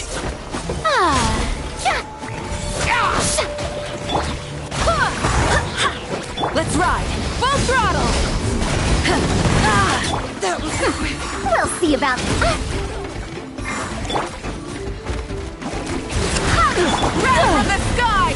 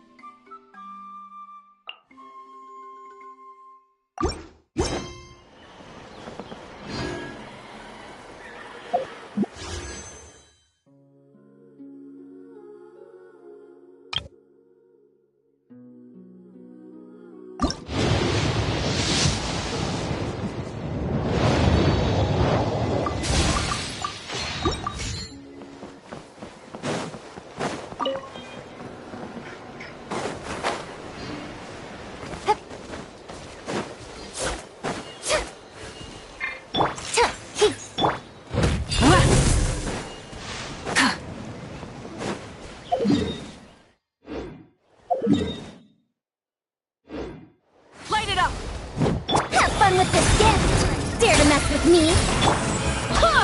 I swear by my sword! How brilliant! Let's round him up! That was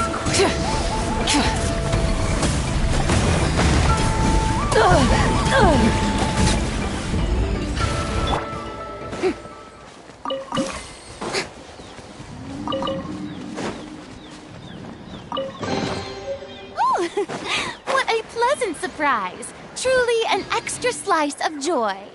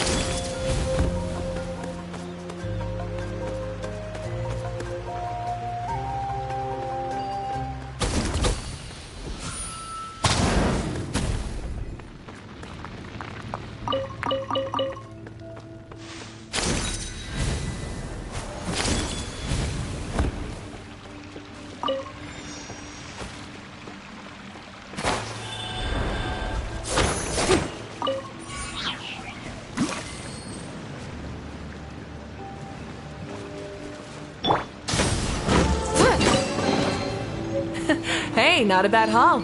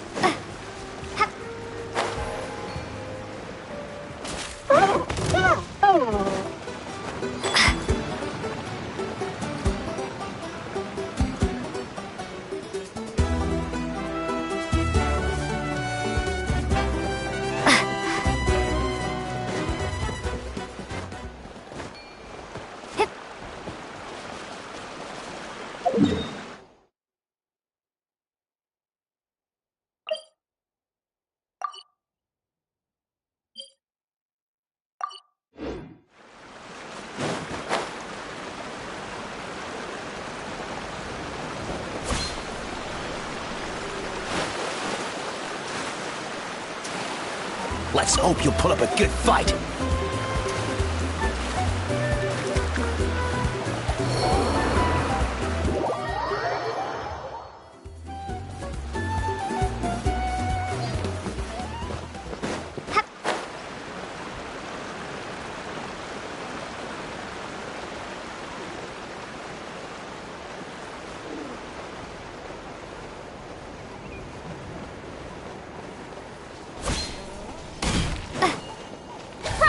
Put up a good fight. Settle down. Let's finish this next time. Let the record show that I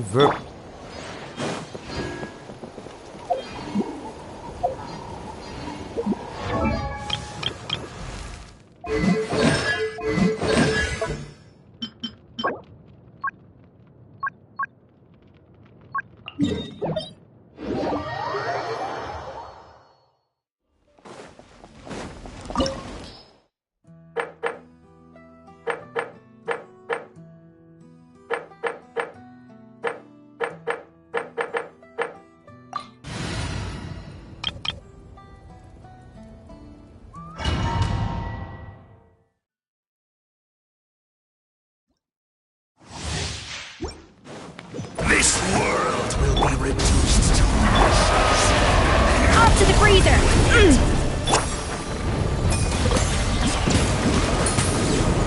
Too late. It is too late.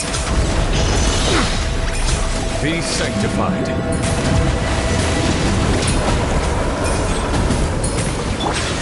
At first, the flavor!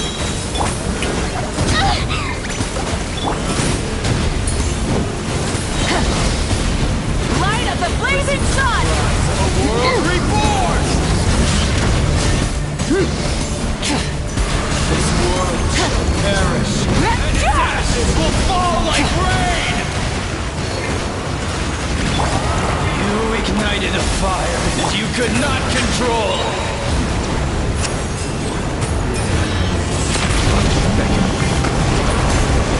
Let the world collide!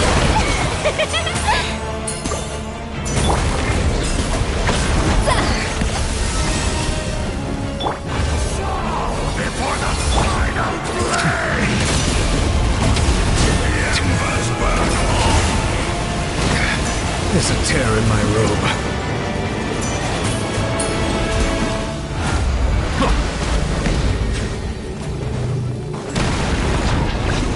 Up to the breather! Rise with the sun! Shower me with praise! Let the mighty be humbled!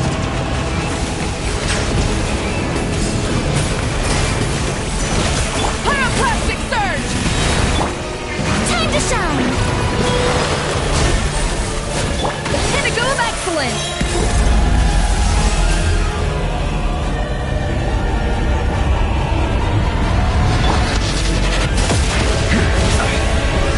Silence fills the air. Before the final blade! Wrath from the sky! The embers burn on! This world is but a lie!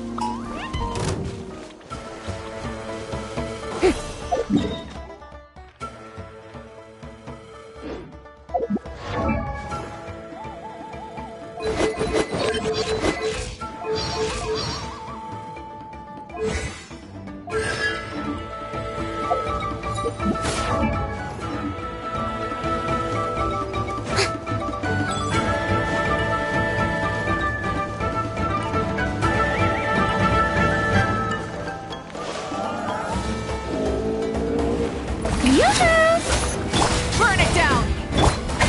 And dash it! Settle down! An oversight on my part.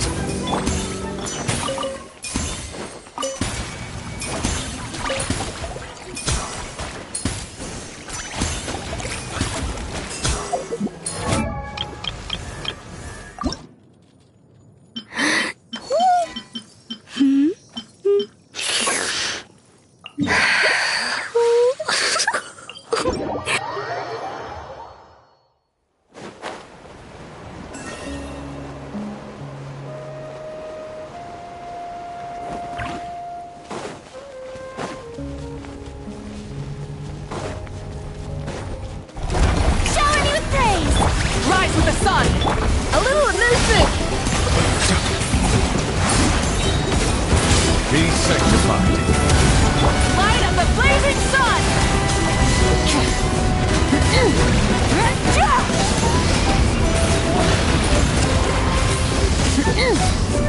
A burst of flavor. Strike a pose. Silence! The tides beckon.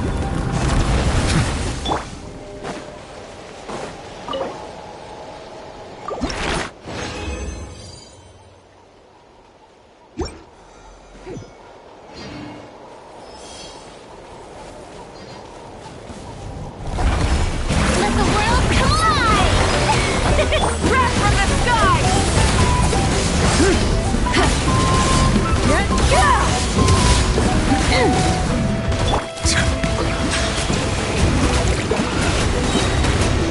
Be sanctified.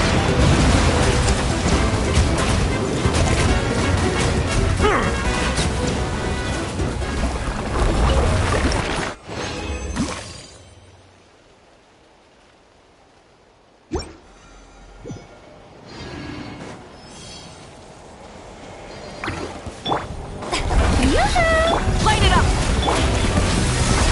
Settle down. The tides beckon.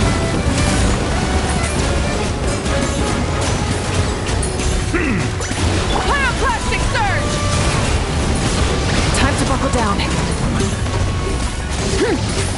Strike a pose!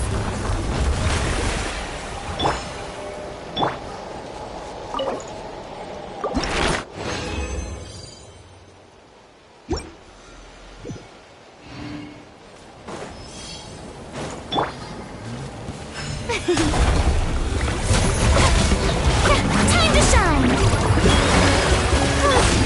The pinnacle of excellence. Bow your head. Justice is blindsided.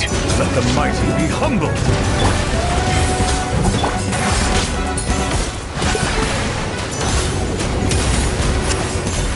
Silence! May I present?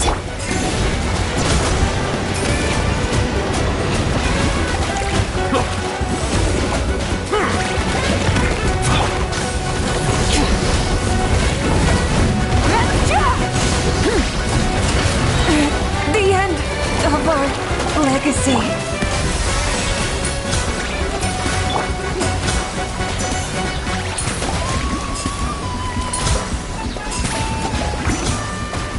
This is trouble! The tides beckon.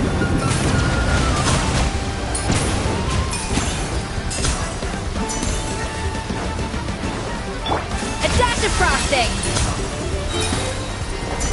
Goose on the loose. Settle down.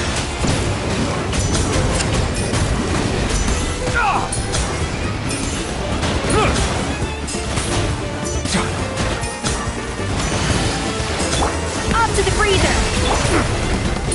Bow your head.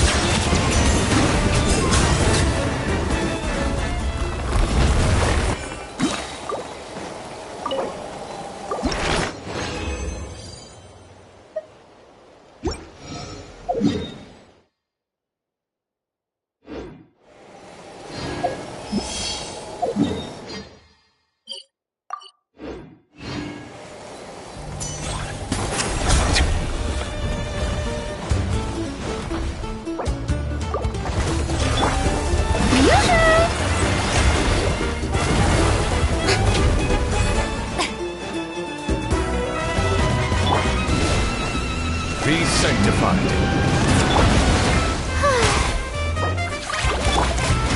Silence! Adaptive frost.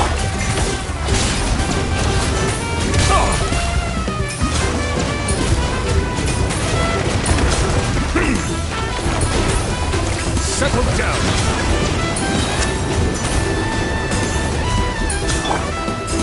Up to the freezer.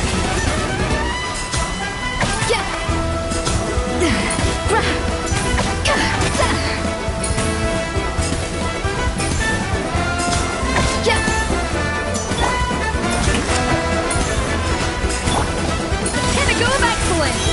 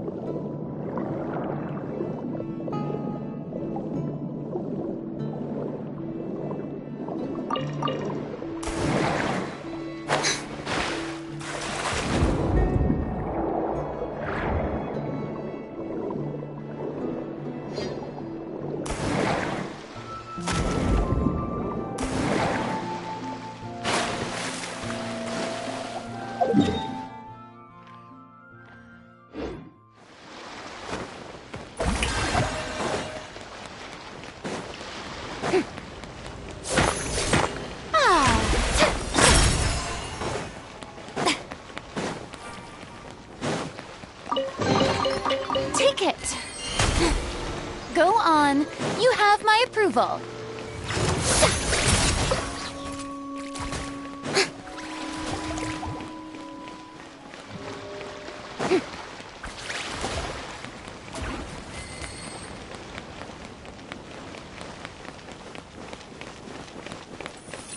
Shower me with praise.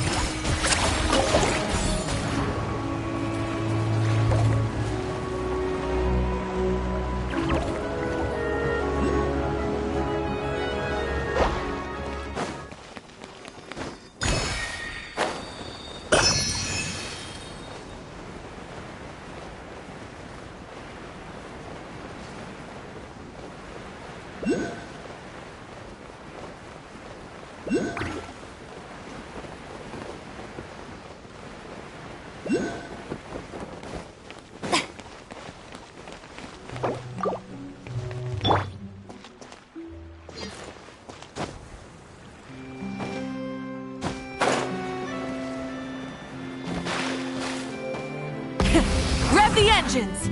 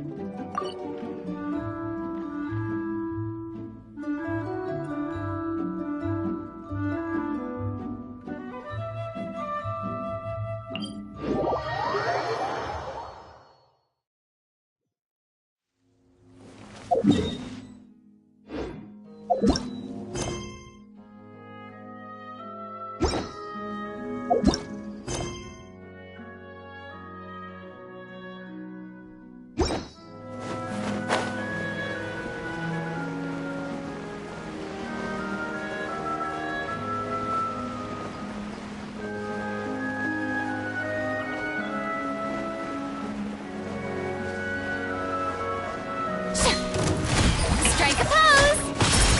Yeah!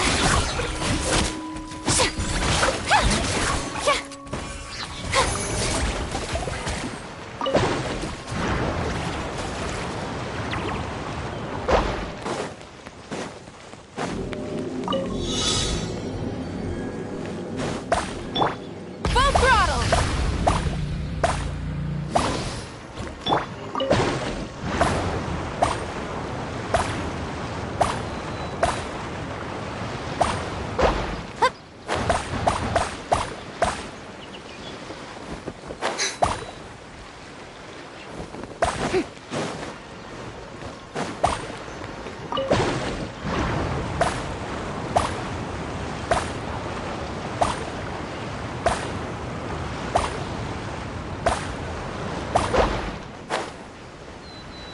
Shower me with praise!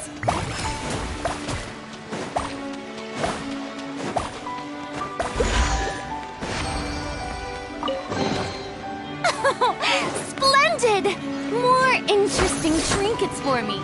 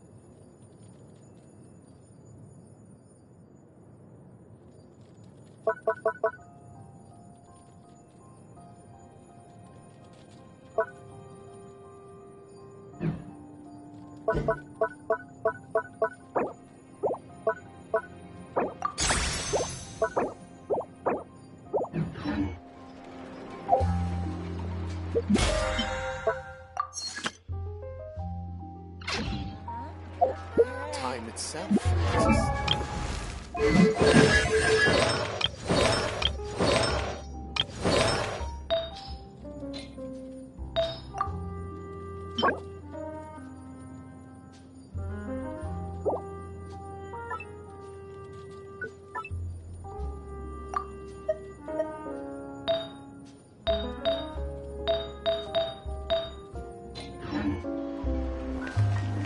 Exactly. But none of you believe